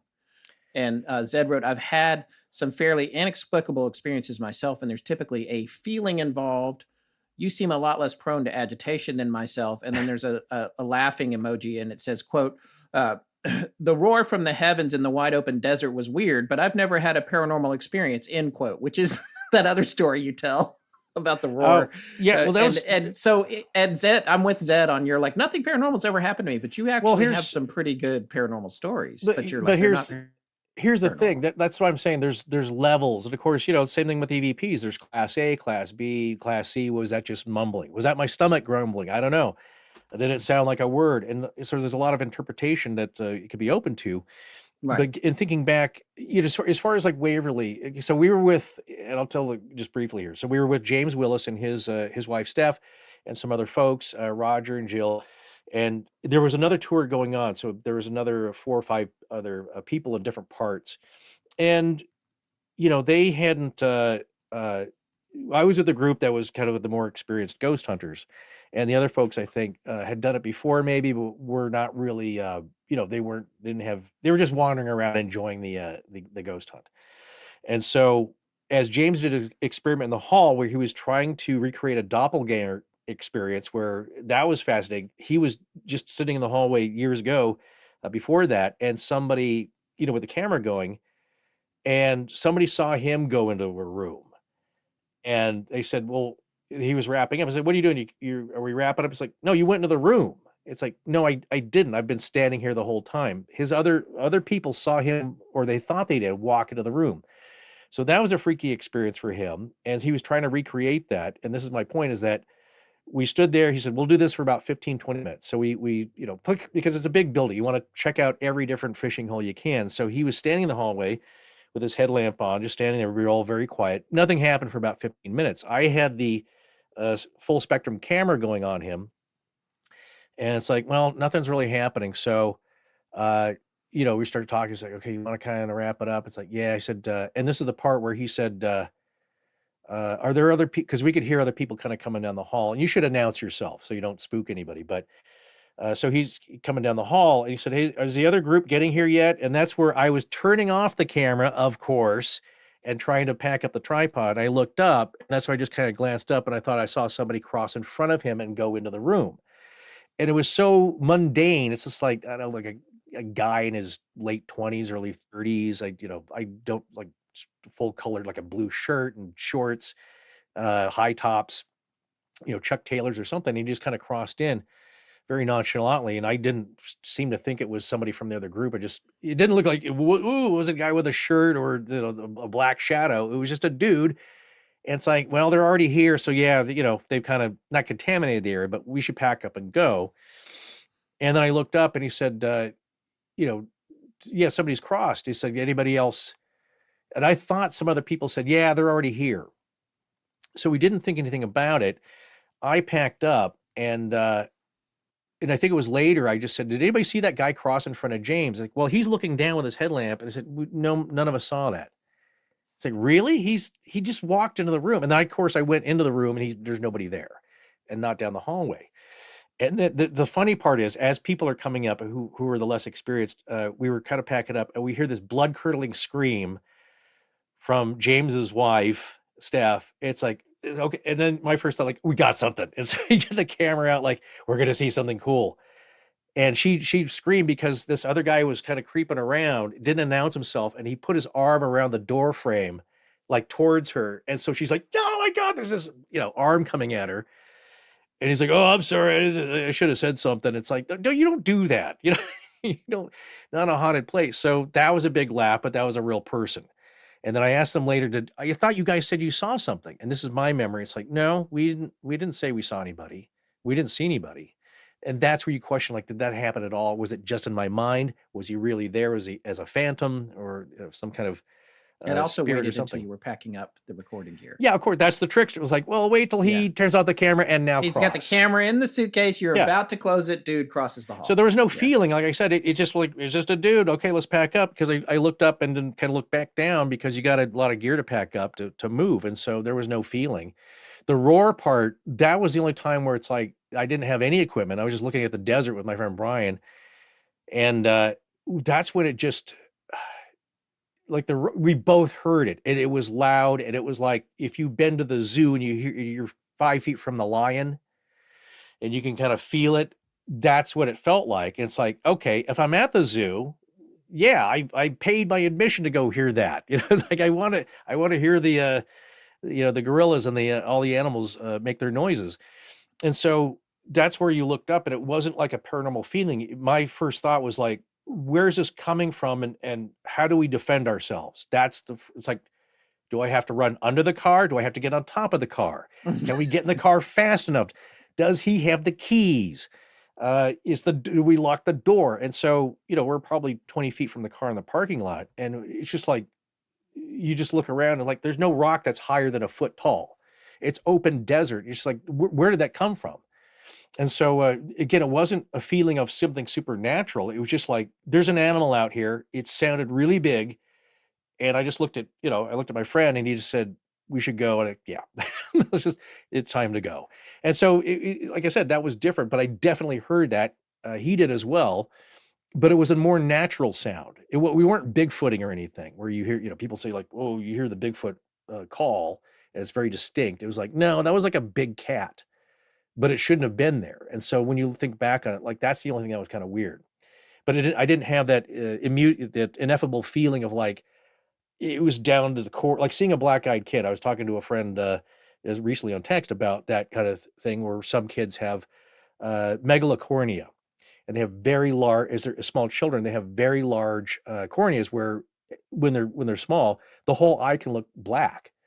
And they were wondering, I was like, is that what people are seeing? It's like, yeah, but I think people that have the black-eyed kid or adult experience feel that like, oh my God, this is like the worst dread and horror and terror I've ever felt. And it's in my spinal column. Not like, ew, that kid's weird looking. It's not like that. It's just, there's something that it's immutable. You cannot describe it, but you need to get away right away. And so anyway, that's kind of my experience. I've yet to experience that. I do wonder if I'm curious, but then sometimes that never goes away from your life. You cannot unfeel that, as they say.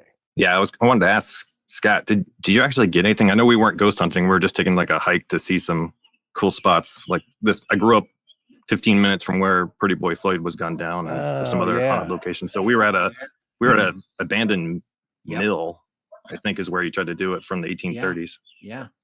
We had my gear had significant technical issues on that trip.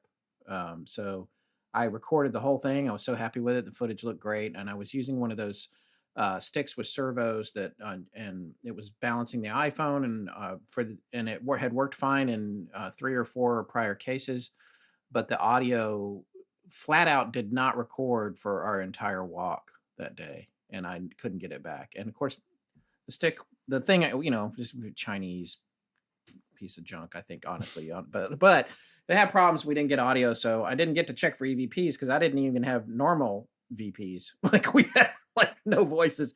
It was such a bummer. Well, thanks, guys. I don't want to monopolize all your time. I know. No, Kish, thank you. Thanks for joining us. It was nice to have somebody get in here and ask their questions in person. So thank you. And always great to see with the book. We can't wait to check it out. All right, folks. So let's get back to our sheet here, Forrest. And some of these we've gone down on, and we've managed to answer. We've kind of touched on it because we just, where I do blab and like you're going to hit on some of the. No, that's answers. Good. So I did. Let me just. I'm taking a look at where we are here. Melissa Larson asks, I know the Dyatlov Pass episode really emotionally affected Scott at the time. Is that the episode that still affects you most outside of the Sally House for personal experience? Forrest, has there been an episode that really hit you emotionally? And so for me, I did. I felt it was, as Forrest said, it was hard for me reading about those kids who I felt like I could relate to. Everything that they were doing was like something I would have done at their age, and just the way they died is horrific. I mean, straight out of The Thing, really, just all the stuff that happened. Excuse me. In terms of being, connected to other stories, and sometimes, we have enough shows now that I have to look back at our catalog, which I'm doing right now, to remember what else left a mark for me. But Dyatlov is still one of the big ones for sure. Another one, not so much from an empathy standpoint, was the original Skinwalker Ranch series and what the scientists went through out there. All of the things that they described still sticks with me to this day. The weirdness at that place is it is one of those things that sometimes I'll find myself thinking about at night. Um, just about what's going on there. What about you, Forrest? Like, what's intense for you there? Uh, well, I mean, nothing's really. While we were doing it, it's kind of hard to explain. Oddly, because I'm kind of in a different, and that's tie in with a few questions coming up here, but uh, Yeah. just the family and personal life is changed a lot for me, and so I've been in kind of a weird place, you could say, for um, the last year or so, uh, just uh, doing stuff you normally wouldn't be doing, but it involves like care for other folks, and so. Uh, when we did the Max Headroom one, it had a really weird feeling of nostalgia for me, and like, uh, you're not really your childhood because, of course, that was the '80s.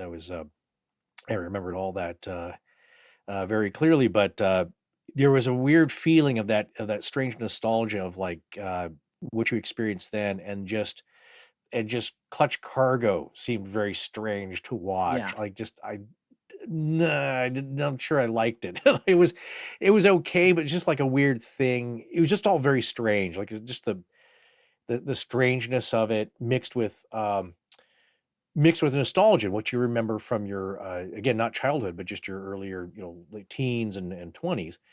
And so Hmm. that has a lot to do with memory and how you're thinking about stuff. As far as episodes, yeah, I don't like I said, nothing's really kind of stuck. I mean, there's things I remember, of course, and stories because that's more by nature, just to collect stories and remember them and repeat them to people ad nauseum. But the one that was kind of, again, maybe why we don't do a lot of this, but like the Velisca axe murder story. Hmm. And there's another question coming up about recurring dreams. I remember one as an early child, as a young child, that was somewhat in a house like that, or some kind of Victorian house where something awful happened. And I just remember parts of it, or just images, but I remember in the dream, it wasn't a nightmare. I wasn't upset. I was just like, maybe just kind of watching a movie I shouldn't have been watching at that age, like something, Right. again, Right. something horrific. And so when we did that, it's just like there was something. It's why I wanted to find, again, why I pitched this a lot to Scott, because it is more true crime and it is pretty gruesome. Like, I want to know what went on there. I want to know what the story is. And then when you get into it, just how gruesome it was, and Yeah. affected the whole family, and just how people, the whole town, like there's now 300 people outside gawking, and that's just human nature. You hear a lot about, like, there's some things that you kind of learn just culturally of around that time of 1911, 1912. It's like, why are there so many axe murders? Because there's an axe at everyone's home. It's like the Lizzie Right. Borden Right. there's an axe there. Everyone's got an Yeah. axe. And so you don't Yeah. need to bring an axe with you. You just pick one up wherever you're going to commit your crimes. Right. And the fact that he was never caught, we don't think. And Yeah. it's just like, who was that? What's going on? Or the axe murders of New Orleans. And just, it's so there's all those have a similar thing, but just this affecting this family, and just the weird stuff, like, why didn't anybody wake up?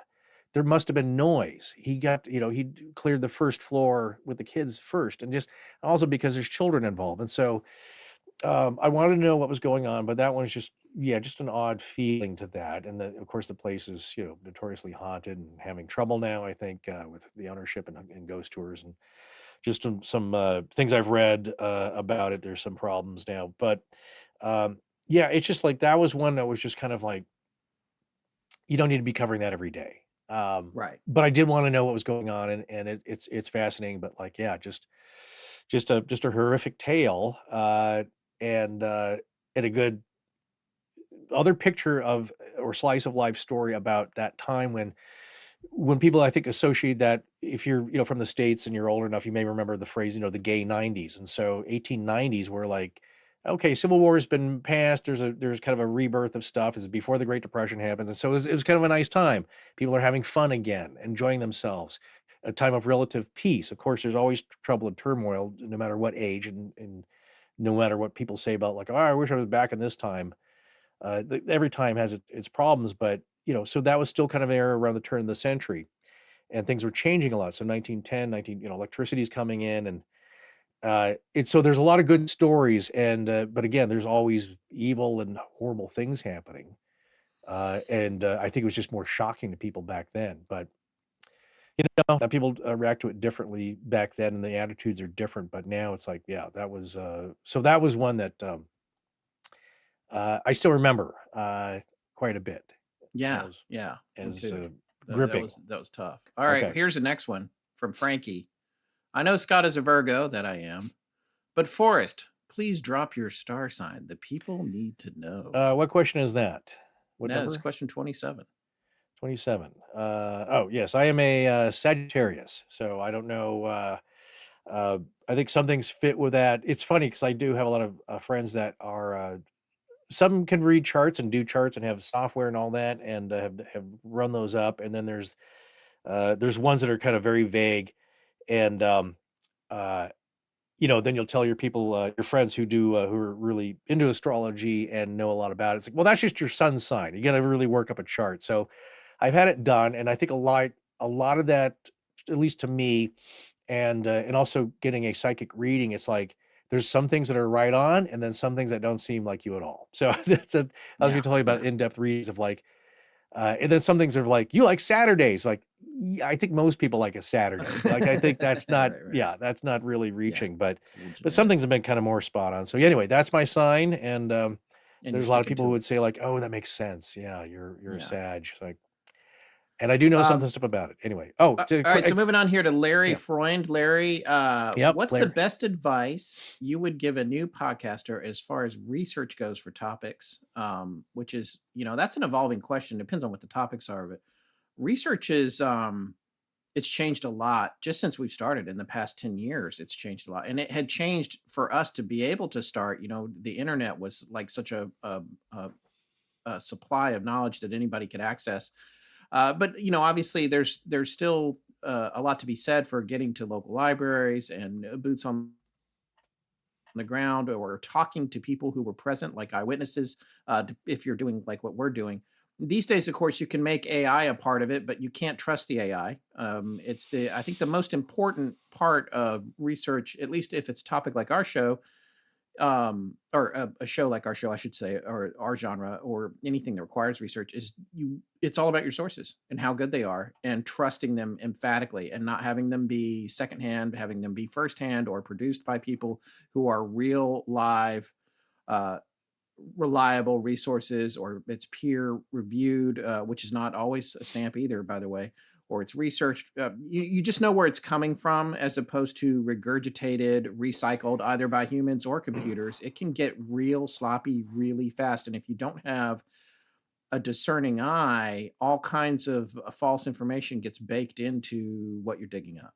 We generally trust. We'll try to find a book, because in my thinking is that an author has done a lot. Well, we just heard from Kish. Years, a year, a couple years of research, of really, if they're worth their salt, really getting into it. That's why we love Troy Taylor's books. Is that if there's yes, Troy's the a best. subject, he's really, he's gone through all the articles and the court records and this and that, so you can trust them to put a little more effort in it. That being said, the book is going to have a perspective usually. We have, there you go. See, to do it well, it takes you 3 years of research to research and write a book. Yeah, So and Kish see, said, it's like I'm always saying to people like Kish and people who listen to our show, we spend as much as 3 weeks. No, I'm kidding. Some stuff like MH370 is going to take all summer to even get to touch on half of what we want to dig up on it. So it's like it takes a lot of time. And you could trust that, but as I was saying, a book is going to have a perspective. Usually, we've come across that in the cases of The Entity. And I was trying to think of there's Frank DeFalita, was the author of one book, and it may not match. A book is going to have if you talk to the people that live through it, they're going to say like, well, they got that wrong, or we didn't like this or that. So if you can, try and peruse a couple of books, or at least one good one that you trust. Like I said, and you get to know the authors. Yeah, it's like it's a mind map situation where, like, you pick the thing you trust the most, and that's your anchor, and then you go out as far as you you can, and you get out to the really funky stuff, but you got to point out that it's funky, and just be discerning about that. The spooky season is upon us once again, and I can't believe it. Yeah, this is our 11th year of spooky. It's been a crazy summer, though. Between family visits and trying to soak up every last bit of sunshine, it feels like there's never enough time as the summer winds down. And the last thing I want to do right now is spend hours in the kitchen. That's why I'm so glad we have Factor. Yeah, Factor helps us eat smarter with tasty, chef-prepared meals that are dietitian approved and delivered right to your door. And now, with more than 65 weekly meals made for how we live and what we like to eat, we've got even more ways to fit in a real meal wherever the day takes us. The variety is incredible these days. They've even got premium seafood choices like salmon and shrimp at no extra cost. And if you're trying to stick to certain wellness goals, Factor has you covered. They have GLP-1 friendly meals and new Mediterranean diet options packed with protein and good-for-you fats. Plus, for the first time, you can try Asian-inspired meals with bold flavors influenced by China, Thailand, and more. I am definitely going to try some of those next week. From more choices to better nutrition, that's why 97% of customers say that Factor helped them live a healthier life. Feel the difference, no matter your routine. Last week I had the sour cream and chive chicken, and it was freaking outstanding. It came with Yukon mashed potatoes and garlic broccoli. Chef's kiss, man. Delicious. Oh, that's nice. It sounds very delicious, and I can't wait for my order to show up this week, too. Yeah, it was, and you'll have to tell me what you get. Well, folks, we use Factor, and we think you should, too. Eat smart at factormeals.com/AL50off and use code AL50off to get 50% off your first box, plus free breakfast for 1 year. That's code AL50off, that's 50, at factormeals.com for 50% off your first box, plus free breakfast for 1 year. Get delicious, ready-to-eat meals delivered with Factor. Offer only valid for new Factor customers with code and qualifying auto-renewing subscription purchase. So our very good friend Ryan Sprague of the Somewhere in the Skies podcast and now book is bringing back Anomicon for its third year. Yeah, folks, this is a free virtual conference, and it's happening in just a few days on September 20th, 2025 on YouTube, Twitch, X, and Facebook. Ryan created and curates Anomicon, and it's been a great success. This conference is the ultimate destination for like-minded people to watch talks from unique voices in the worlds of academia, hard and soft sciences, celebrities, independent researchers, and podcast hosts, all talking about topics like UFOs, the paranormal and supernatural, cryptids, conspiracy theories, and all things anomalous. The lineup this year is pretty great. Actor and comedian Michael Ian Black, astronomer Dr. Beatrice Villarreal, our good friend marine biologist Dr. Shay Steingass, and the legendary occultist Mitch Horowitz, who we personally have seen speak at the Philosophical Research Society in Los Feliz, California, and he's amazing. In our presentation, no notes, all from his head. Yeah, unbelievable, dude. This is all going to be so great. We also have UFO researcher Peter Robbins, and so many more are going to be at Anomicon. Yeah, and if that wasn't enough of a killer lineup, the whole thing is being emceed by none other than the Paranormal Podfather, our dear friend Jim Harold. Yeah, I mean, you cannot go wrong with this thing. There's going to be music by Septembrio, Sunspot, Beach Creeper, and One Night in Paris, all singing about the anomalous. Well, I love it. It's like a paranormal variety show. So again, write this down, make plans, because Anomicon is September 20th, 2025, starting at 11 a.m. Eastern and going throughout the entire day and night. Subscribe to the Somewhere in the Skies Ryan Sprague YouTube channel to take part in their live chat all day. Again, that's September 20th. To learn more about the speakers and topics, visit www.anomicon, that's ANOMACON.com. We'll be watching for sure.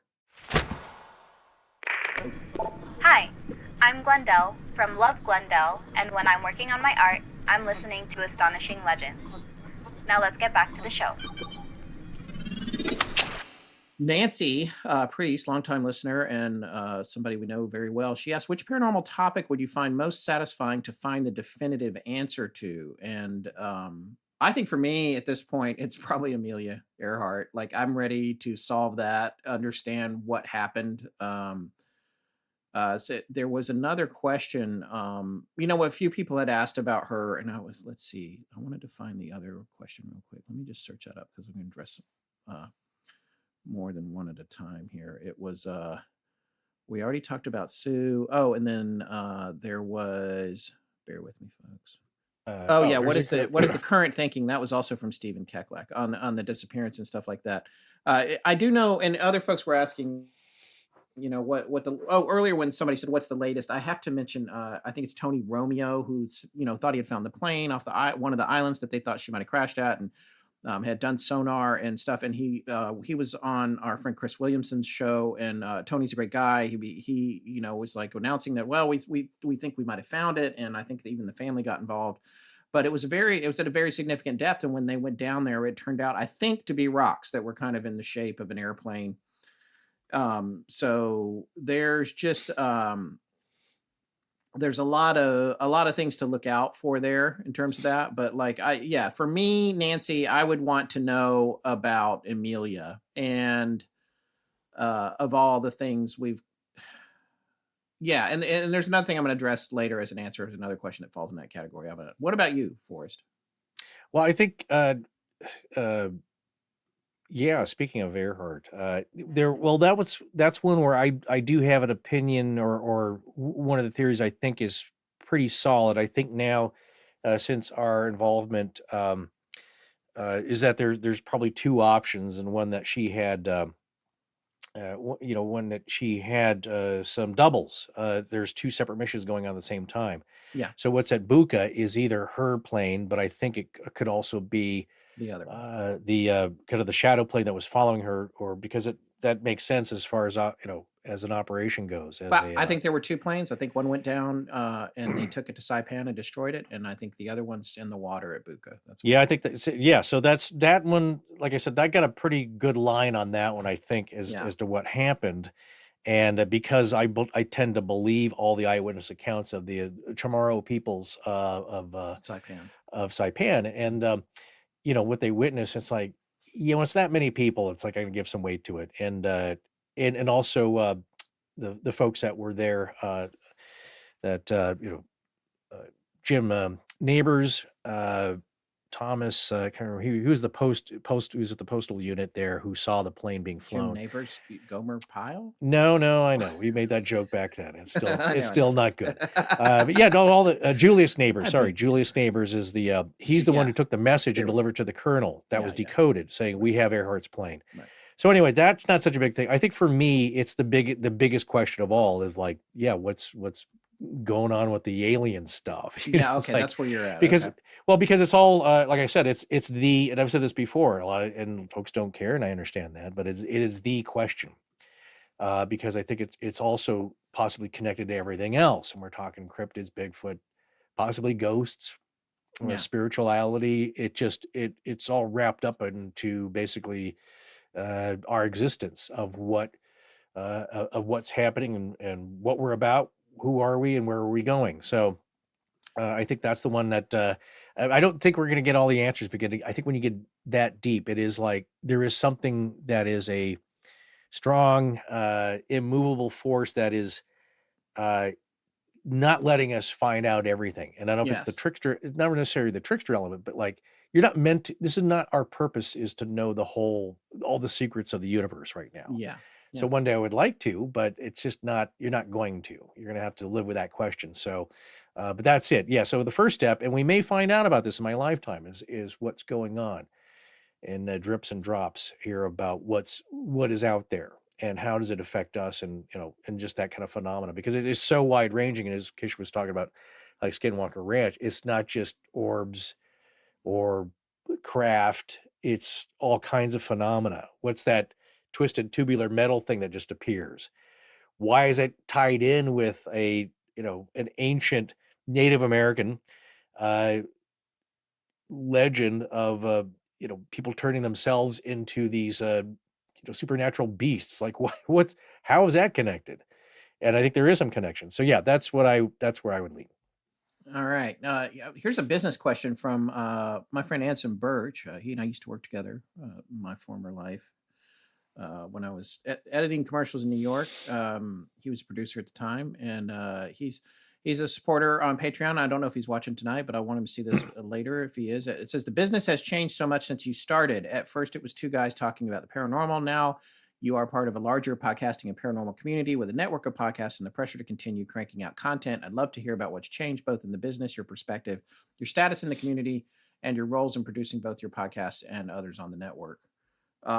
My sort of quick answer to this is, yes, the business has changed radically. The thing I always used to think about, and I've mentioned this on the air before, was when we started, we had to explain to people what a podcast was and how to find it at first. Then it went from, we didn't have to explain what it was anymore, but we still had to explain how to find it. Then it went to everybody knew what it was and how to find it and thought it was stupid that everybody had one, and people made fun of you a little bit or rolled their eyes at it. And then those people that made fun of us and rolled their eyes at it all started their own podcasts. And then it went through a thing where I don't know if it's COVID affected or whatever. Something happened with the economy of it and the advertising revenue. And it took for the past 2 years, really, maybe almost 3. It's been kind of rough. It's a different game from what it was when we started. So I'm glad that we were established. I think Forrest would say that too, or we might not have survived it. The seas are still a little rough, but we're hanging in there. And the models change. So the interesting thing about this from a business standpoint, and I'd like for people to hear this too, because we get comments on Spotify, especially, oh, the ads are too many ads with this ad, and live reads versus whatever. And first of all, that is how we support ourselves. Between that and Patreon, those are our 2 primary forms of income. Merch is negligible, and any other income really is negligible. There's just really it's pretty limited. And we have a team of people, really, really good people that we'd like to keep and pay fairly, as well as ourselves. We'd like to pay ourselves fairly because it's our full-time jobs. Everybody else that works for us has other gigs in addition to working for us. They're freelancers for the most part. And so there's a lot going on there, but it takes advertising income to support the show, or Patreon support as well, and or both of those really working together. And the ad revenue, for a long time, it was the live reads, where we are talking about, we get samples of the product, which is awesome. We get to check it out, and we talk about our experience with it on the air, and that's called a live read. And those have more beneficial rates for our business model than the digitally inserted ones, which is how radio works. There was a thought that the live reads would always be the preferred thing, but it turns out, for whatever reason, it could be because the ad agencies want to have more control over the messaging, and they want to produce their own things, or control over the propagation of the ads and where they go. And this, by the way, also plays into not just Anson's question, but Chris DiNapoli also asked a similar question about the ads, talking about how many ads were in, sometimes it was in the wrong language, or things were a little weird. So what happened is, there's emerging technology that's placing the digital ads into the show, and it's changing rapidly all the time. And there's a couple of, I think, different machines that are running it. iHeartRadio has one of the main ones, and then there's other ones too. And the reason I don't know a whole lot more about it, and I would love to, is because for us as the podcasters, it's kind of a black box. They don't tell us a whole lot about how it works. There's like a marketplace on the back end, and advertisers bid on it. And the way that works is when you hear local ads on your shows, which I hear on other podcasts that I listen to as well, it's because they know the IP address, and they're like, oh, well, this is in North Carolina, and right up the street, this is this company. And the way that they figure that out is usually it's an iHeartRadio buy, where a local business has bought radio commercials in a small marketplace nearby. And then iHeartRadio says, hey, we can also get you into all the homes of people who are listening to podcasts in these 3 counties. We have the IP addresses. So when the IP address comes up and you're listening, and it's like, oh, hey, this person, in my case, lives in Greensboro, and there's a town not far away called Thomasville, and there's a roofing company there I hear ads for when I listen to podcasts. So that's probably happening to you folks as well. So the digital insertion ads in all of the shows you listen to, not just us, you might hear more of those than you do the live reads. And the reason for that is their revenue is a fraction of what a live read ad is. So it takes more of those to make the same amount of money. So there's that. Then the other thing that's happening is some platforms will put ads on our shows that we don't see any revenue from in exchange for being allowed to be on their platform. So Spotify has something similar. I don't even understand. The deals are always changing all the time. And the other thing that happens is when we do a live read, it goes into the show, and then a Spotify premium user hears our show, but that's baked into they're going to hear our commercial anyway. We can't do anything about that. Spotify does not give us an option to post a version without commercials for premium users. So there's really a lot of stuff that we don't have any control over. We're just trying to get by. So that's kind of how all that works. And a lot of people put a lot more ad markers and run more ads than we do. We actually try to keep it pretty light, but by the same token, our team is like 8 or 10 people, and we're not necessarily top heavy. Everybody is really amazing, and as far as I'm concerned, they're all underpaid. So we're just trying to get by and keep everyone happy, and that's why you hear ads on our shows. And those of you who are patrons or on Patreon, you get the benefit of not having to listen to those, because what your donations help offset that cost. So that's just how our model works. And we don't, like I said, don't have a lot of control over it, and don't always know how it's working on the back end either. We just have to keep producing content that hopefully people want to hear and that will attract a larger and larger audience. So that's my the quickest answer I can give there for you, Anson, and also for you, Chris, about how that all works. And yes, Chris, there are more digital ads at the end of the show, because that's something that kind of everybody does to get the digital insertion ads at the end of the show. That's a little bit like, we got to take it where we can get it. And that's how we pay our rent. Okay. So Maya moving says, down. we have minimal ads compared to so many other podcasts. So that's very nice to say, for you to say. Here, I'll leave that up for the rest of the show. No, just kidding. But thank you, Maya. Appreciate that. Looking at, let's see, what else here? We had a question from, let's see, Sarah's a religious question. If you believe in the idea that we all go to another plane when we die and we are more or less in our original physical form, and she parenthetically put, thank Christian heaven, what age will we be? If all that have gone before us are also there, what age will they be? If we choose an age where people weren't in our lives, are they forgotten or still accessible to us? Congratulations on, I guess, keeping her pondering that.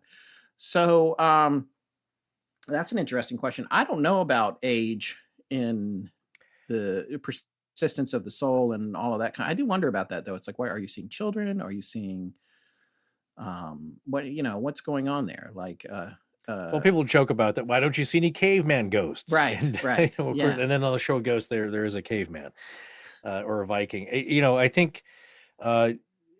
I think there's variables that happen, and again, nobody knows because we're still alive. But from what people have experienced within my own family, seeing my grandfather seeing somebody who is deceased that he was very close to, because he was very torn up about it, and he saw him, and he was like, he was a little younger. Chris here.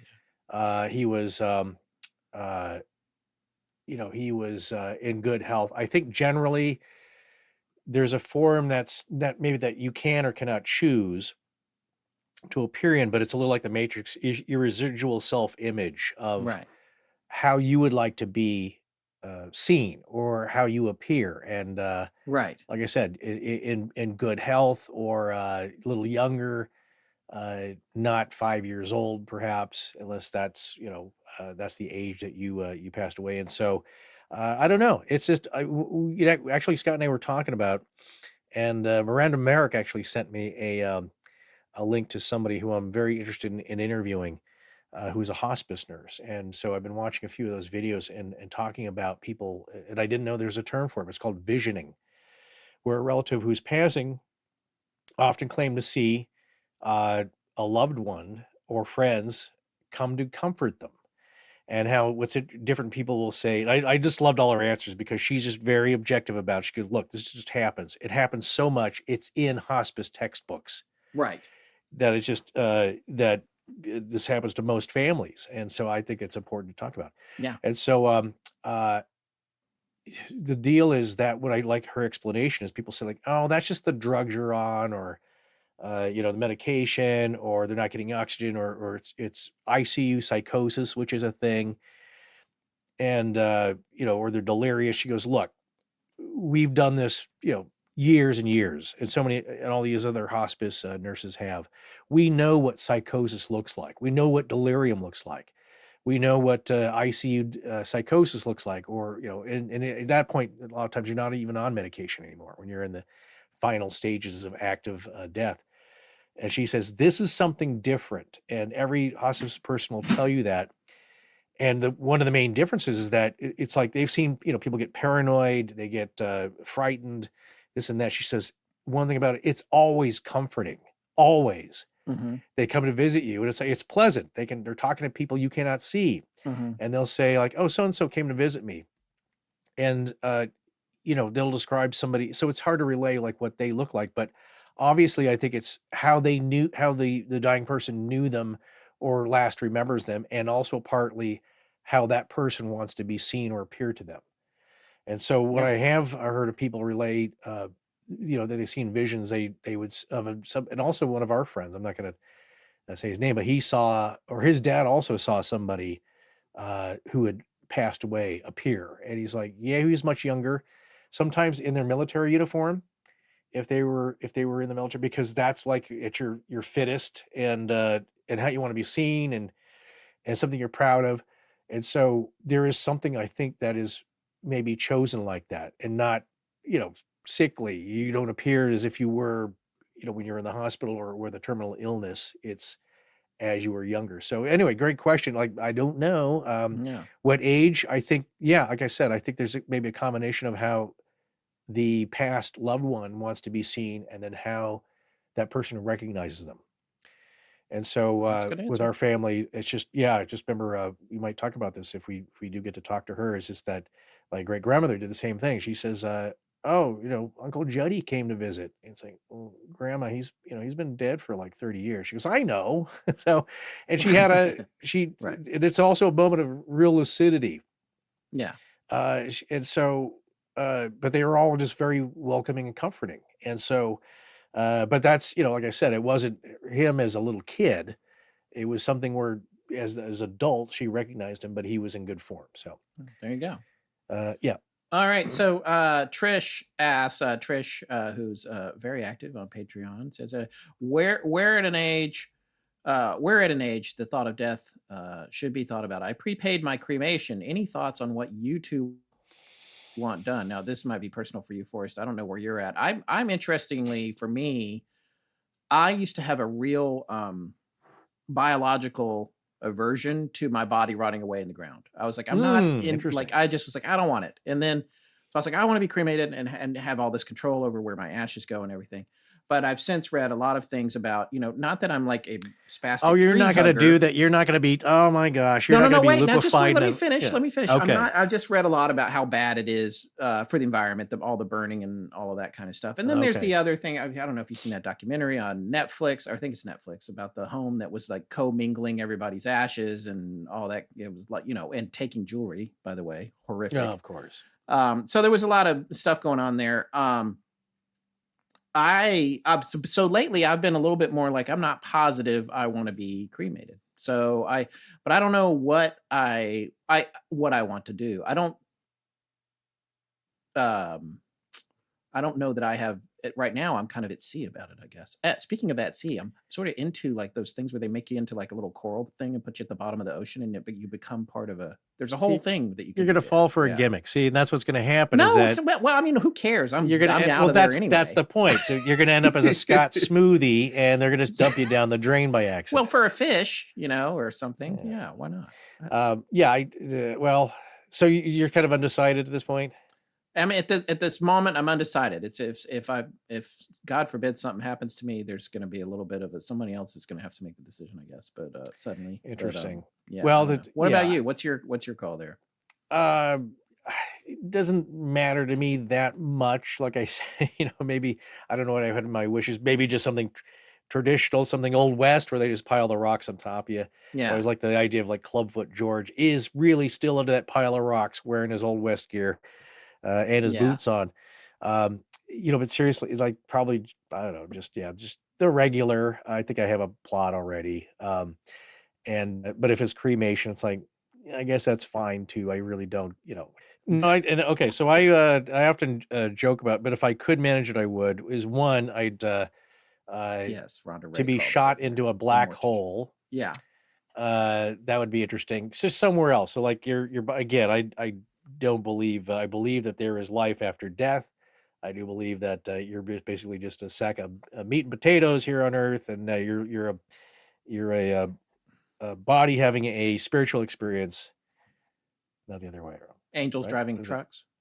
No, there's this saying from I think originally you'll see other people have they'll credit it too, but I think it's a that's a space from the Monroe Institute.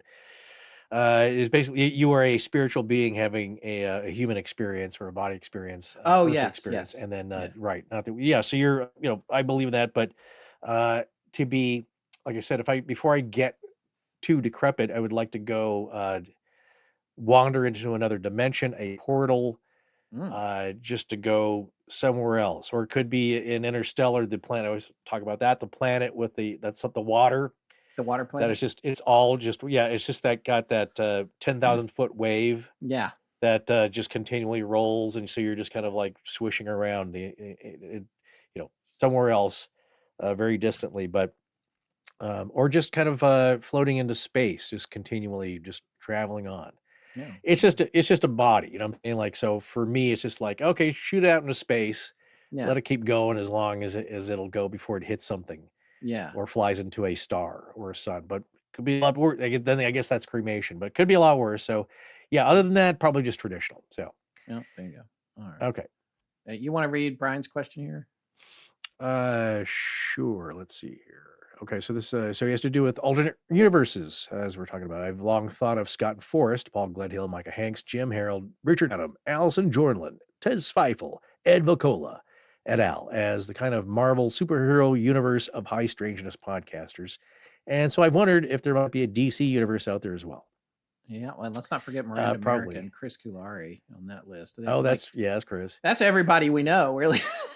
Yeah. Well, but, it's no. There's I think I'm sure there's if you believe in an infinite number of different alternate universes, there's someone doing that somewhere. As we talked earlier to make the connection, there's somebody who's you're a form of you, maybe living out your other choices you didn't make. Yeah. All the ones you passed on, and they took those choices. Yeah, that's right. Sliding doors. And those are all parallel kind of things going each way, and someone's finding that out all simultaneously and infinitely. So as far as the group, I always see us, that's kind of like our little group here.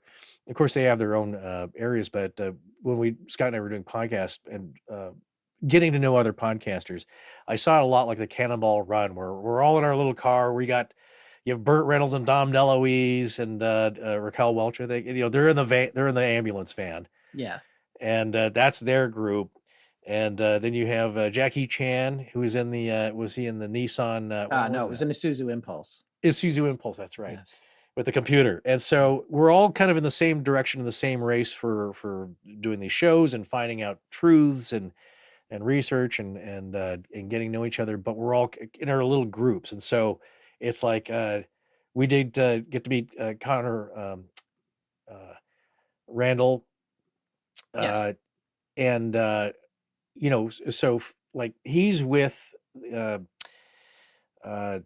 Dana and Greg Newkirk, and so like it's like that's their group, and they have their peeps they run to, and sometimes we cross paths, and then you have all these other podcasters, and Ryan Sprague and his group of folks that he knows, and so what's great about this is that we're all usually pretty friendly and we're cooperative, and we like going on each other's shows, and so yeah, it's just, but we're all in our little groups here. This is kind of like our little circle here. Yes. All of this race. Just to quickly answer his other question, I've never had a novel or anything that I've read really that has scared me like that badly. I mean, Communion bothered me way before we did the show. The concept of it bothered you. Yeah, right. I just the kind of it. Yeah, that's actually a good point though. That did scare me. The nature of what was happening to Whitley there when he first had those encounters in his house. That I was like, okay, this freaking me out too much. But now we've been exposed to so much of that.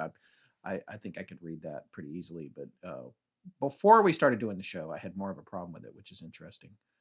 All right, so Bobby Litton, who's a North Carolina resident here in the state with me. I live in NC. Have either one of you ever gone to the Devil's Tramping Ground or seen the Brown Mountain Lights? So to answer that question, I have not been to the Devil's Tramping Ground, which is a local legend here in North Carolina about a spot in the woods, which is oddly, I think, not far from me in Greensboro, maybe an hour. But I read about it growing up. I had a book on North Carolina ghost stories, and it was a place where supposedly like nothing will grow, which is your sort of your kind of your typical UFO fairy circle thing. But there's no UFO connected with this, but that nothing would grow in this circle. And also, the rumor was when I was in high school, which was in the very late 80s. Thank you. If you camped in it in the morning, you would wake up and your tent and everything, or your sleeping bag or whatever, would all be outside the circle, but you wouldn't have noticed yourself being moved in the middle of the night. That was the legend there. For a while, I'd heard that it had gone into sort of negligence and you couldn't go there anymore. But the other day I looked at it because someone else brought it up to me, and I think there's a website and you can book time, like it's on private land, I think. And now the folks are like, you can come stay. You just, gotta give us a little money and you can spend the night. So, which actually sounds kind of cool.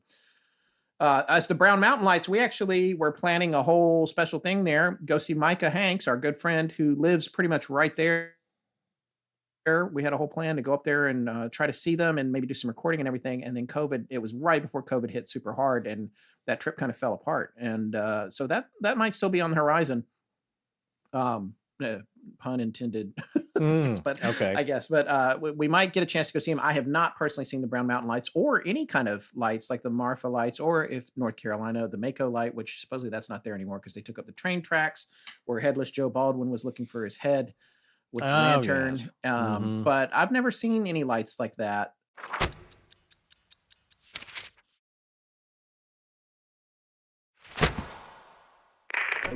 I'm Sam, and this is Astonishing Legends. Let's get back to the show. All right, so I'm skipping down here to Sam Gilmore's question. How have your thoughts changed regarding the paranormal since the two of you have started AL? For instance, I used to be a diehard believer in the extraterrestrial hypothesis, but now I'm leaning toward the ultra-terrestrial interdimensional hypothesis, which is more of a Keelian look at things. I guess my thoughts have changed a lot. It's weird because I've convinced that more cases are maybe fictional than I thought initially, but then the ones that aren't fictional are much more bizarre and frightening. The ones that are that seem like real experiences when it comes to UFOs. When it comes to like the actual paranormal, I would think for me, and this guy, I'm skipping down to a later question here for us, but this one comes from Greg Polton, who said, besides the Sally House, is there a topic or guest that monumentally shifted your overall mindset or jumped it into another track? And if so, who was it? And so like tying all that together and the big question about like, how have you changed Sally House, all that kind of stuff. And yes, the Sally House, I can tie this into another question too. Are there topics that you don't want to cover, which, or that you would never consider? And that's from Renee LaPierre or Perrier, excuse me. So, so for Renee and Greg, and also for this question from Sam about overall theories, I was thinking about this for us as we were preparing for this. And for me, I would say on the ghost side of things and like the life after death or the persistence of a soul and all of that, that for me, episodes that tied together a new theory for me are going to be the Conjuring Philip, the experiment of creating a ghost from nothing that didn't ever actually exist as a human being. The Siren Call of Hungry Ghosts, introduced to us by Richard Haddam from Richard Haddam's Paranormal Bookshelf, our good friend Rich. Also, Vertical Plane, another book introduced to us by him. Those two changed my perspective a lot. Then Forrest had just mentioned Connor Randall, who was one of the developers of the Estes method, which you've seen if you've ever watched any ghost hunting. He and his friends came up with that, with the listening to the static and getting the messages. And when you follow his rules about how to do that, there's something really bizarre going on there, which I think could connect back to EVPs and that sort of thing. And then the omniscient details that come up with stories like the Bell Witch and other stories that are similar to the Bell Witch, all of that stuff circling back together with sort of this prescient kind of all-knowing knowledge mixed with bad information, mixed with being able to actually create something from nothing, like the Philip experiment. All of that stuff tying together has completely upset how I think about ghosts and the paranormal in general. So I would say for me, I am not thinking in the box that most people think in anymore. I'm not saying, oh, look at me, I got big new pants here. But what I'm saying is I'm coming at it from a completely new angle when I hear a ghost story. and it's tainted by all of those series that we have done that make me feel like, okay, first of all, you don't know who you're talking to, you don't know what you're talking to. I do believe that you are talking to something, and I don't understand why it can know things that it seems like it shouldn't be able to know, but that can also have bad information. All of that tying together, and you can create this from nothing. What is going on there? And that thing in itself is interesting to me when you think about the people who are like, all of it, including the aliens, is just angels and demons. And it's like, that's too, I'm just like, no, that's too easy, or it's too pat. But in another way, it does. The more you look at all this stuff, it does start to feel like it is all one weird category. I would say, like a really weird category, which kind of comes back to the ultra terrestrial, interdimensional thing. Also, going back to the whole thing about how old are you when you die, or when you what do you see? I think that we're whatever it is that we are when we're not human is more akin to light or something that we don't understand. And I don't think age or the year means anything to it once it's no longer in the body, that your age is a function of being organic. I think once you get outside, time is completely different once you're not in your body anymore. So that's my overview. Well, yeah, that's yeah, it's philosophical in that way, because you have to we only know from our perspective. And it's like, and then how do you know you're wrong about something? How do you know you're right about something? It's Right. opinion. So Right. we can only go by anecdotes that we hear and try to make, again, I've always said this, like try to derive some kind of pattern about it. So when we first started, or when I was young, it's like, it's like, okay, well, I think there could be UFOs, and they're probably, it's like nuts and bolts craft, and they've flown here from another, from another planet. And that makes sense, right? They have to come from somewhere in another star. And then you'll hear again, people knock that down. Scientists do. It's like, well, it would take 80,000 years to get here. It's like, you're thinking about some travel by rocket fire, or Yeah. something that even approaches the speed of light, not something that can fold space. Right. And and warp gravitational space time. And so those ideas are expanding, but we like to think in those relative terms. It's like, again, I always love the Fermi paradox. If like, well, it would take too long for them to come from any other planet. And that was being talked about by scientists and physicists at the lunch table at Los Alamos, because they were seeing so many things from other places. Right. The irony of that is just blows my mind. It's like, Yeah, well, the only reason you're considering that is because you're seeing stuff from somewhere else. So as we've done the show, That it's you like you can't learn a lot more about it. And I think hopefully you expand, and then you talk to people. Oh, just like people, again, I don't fault them for not caring about this stuff. It's just, your tastes are your tastes, and you may not have any interest because you've got other things going on, and totally understandable. And it's just like how, I just remember Jimmy Kimmel, it was some guest asked him, like, well, do you believe in ghosts? He's like, no, because why don't you see any ghosts in the hospitals? It's like, you see, if you had looked into it, you notice that there are a lot of ghosts in the hospitals, Yeah, and right, churches, Right. and any other place people gather, theaters. And so, like I said, that's the extent. It doesn't make sense to him, because it's like, well, I've never heard of any ghosts in a hospital. Somebody, again, it may have been a bit of a drunken text, but somebody had made a post like, you guys are, and your Bigfoot is such a BS. I've been a hunter out in the woods for 20 years, and me and my buddies, we've got hundreds of game cams up, and we've been all up, in the Canadian Rockies, and we've never seen anything. It's like, yeah, I would bet you haven't. That doesn't mean they're not there. Again, that's that lack of evidence. And so you're thinking of it, it's just an animal. It's just out wandering around. And that makes sense. I get that. That's the North American woodland ape kind of thinking about that. Is that they're just very elusive, and they're smart, and they hide, and they don't leave anything behind. And then you start hearing other stories of like people you kind of trust that are just very strange, of like even somebody we've come to trust, Bob Gimlin. And, this guy has done a lot of tracking, and he said he followed those tracks. And the last one he saw was on a kind of a flat rock, because Patty had walked through the creek, and he could see her footsteps up to the, I think there's one wet footprint, and then a half of a wet footprint. And then it just disappeared in a brush that was so thick. He said that's a creature that size would have made a hole. There was no hole. There was no fur on any branches. It just kind of, boop. And so you do wonder, and your thinking expands.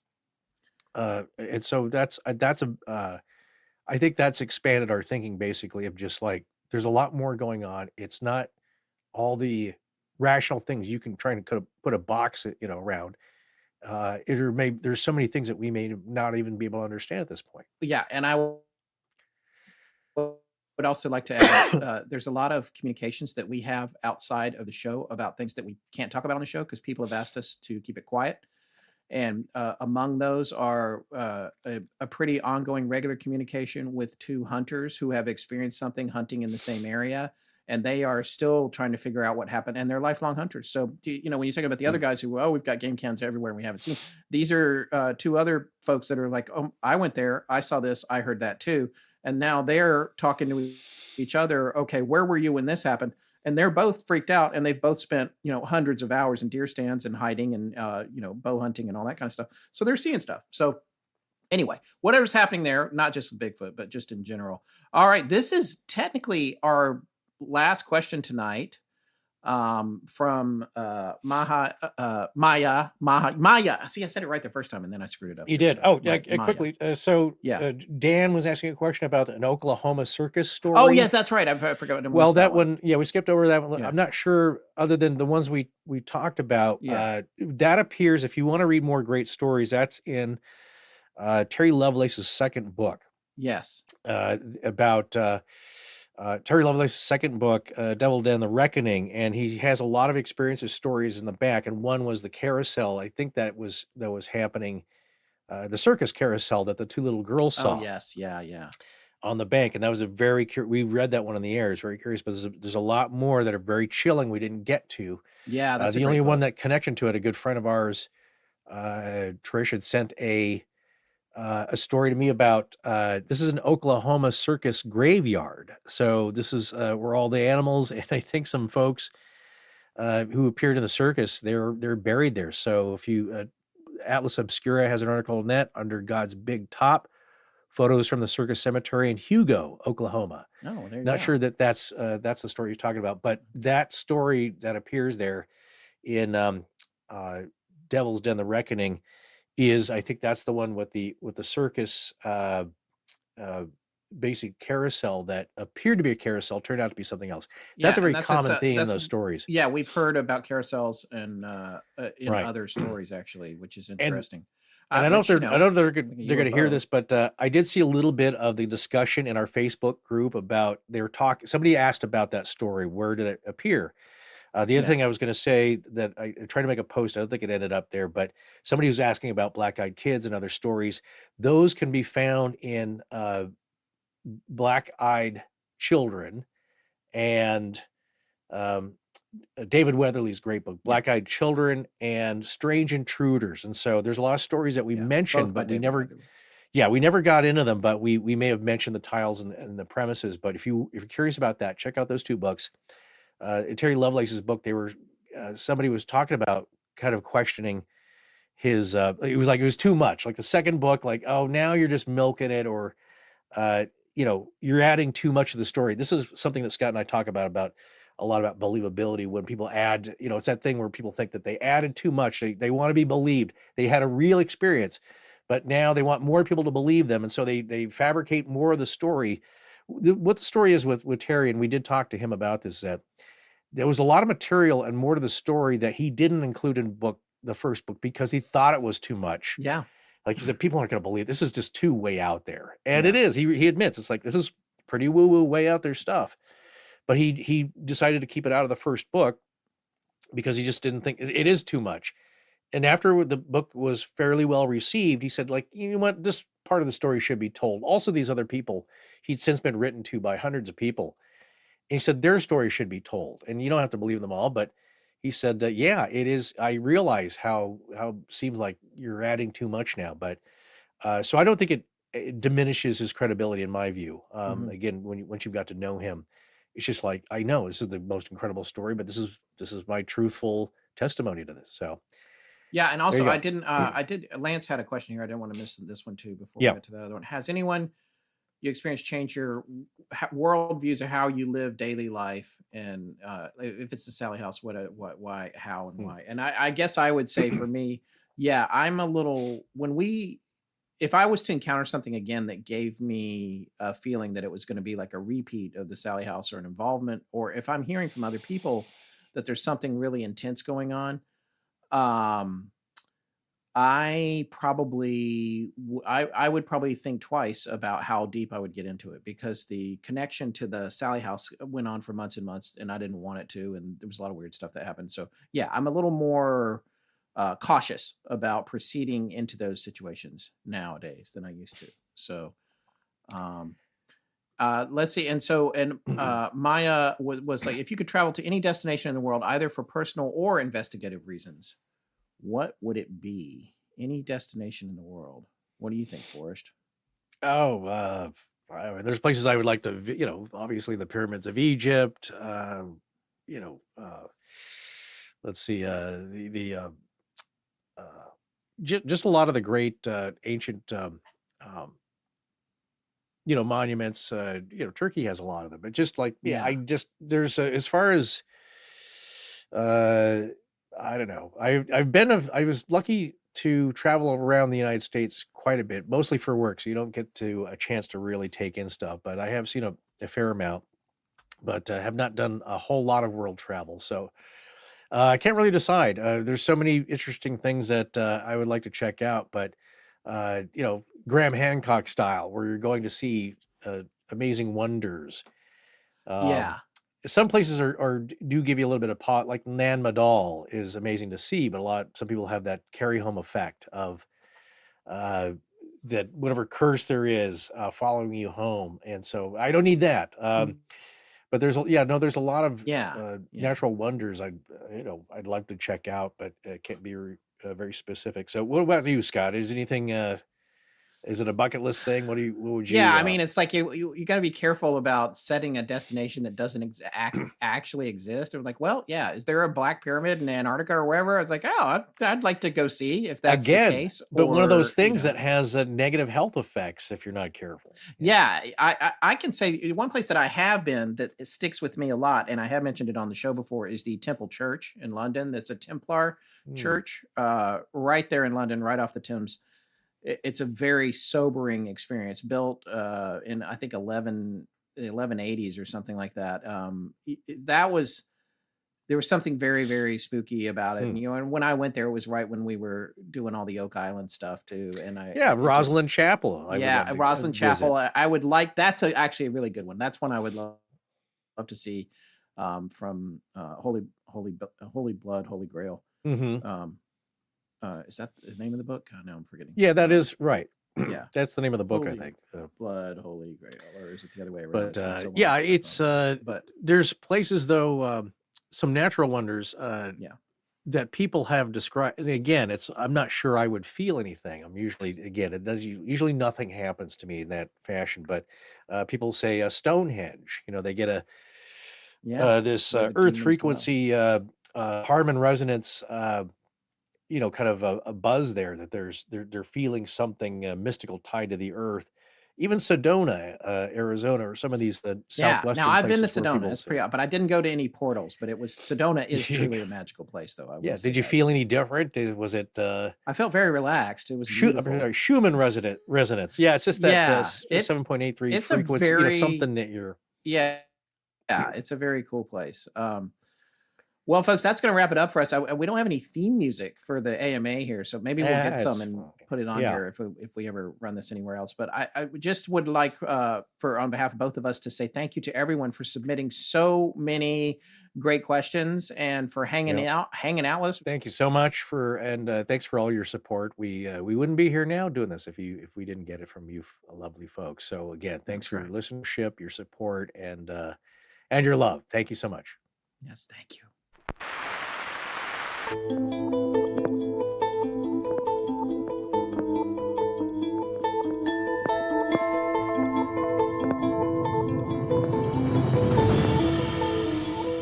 That's going to wrap up episode 316 of Astonishing Legends. A very special thanks to all of our amazing listeners. That's you. Seriously, we are both humbled and honored to keep this show going, and we have big plans to not only keep at it, but grow it in interesting ways.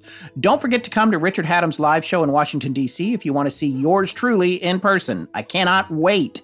Visit richardhaddamsparanormalbookshelf.com and click on events for details or tickets. Our main show is back with a standard Astonishing Legends episode on September 20th, 2025, but always look for new episodes of the Dead Letter Office weekly on Tuesdays, and keep an eye on our Patreon for more bonus content. Astonishing Legends is edited by Sarah Voorhees-Wendell at VW Sound. Our co-producer is Tess Feifel, who also leads our research efforts and manages our social media. And we're grateful for the hard work of our technical producer, Ed Vicola, behind the scenes. Special thanks to our announcer, John Boland, for lending his voice to our shows. Hi, I'm Sam Haney. Hi, Scott and Forrest. Love your show. And I give permission to Astonishing Legends to use my voice however they see fit. So, to spell my name? My name is Jennifer, Jen. Our theme, which is available as a ringtone, was composed by Judson Crane at foundermusic.com. All other music and sound design for the show is composed and created by Alan Carestia. Our logo was created by Tommy Beaver Design, and our animated graphics for social media and YouTube are done by Joshua Sloan at deadstreetproductions.com. Many episodes have transcripts available. For ones that don't, you can request them by emailing transcripts@astonishinglegends.com. Astonishing Legends would not be possible without you, our listeners. Visit our store at astonishinglegends.com or interact with us and other listeners on Facebook, Instagram, Blue Sky, Discord, and YouTube. You can also visit us at patreon.com/astonishinglegends, where patrons have access to commercial-free versions of both the main show and the Dead Letter Office, as well as additional bonus content, including the Patreon-exclusive show, The Astonishing Junk Drawer. No part of this show may be reproduced anywhere without permission. Copyright Astonishing Legends Productions. Good night.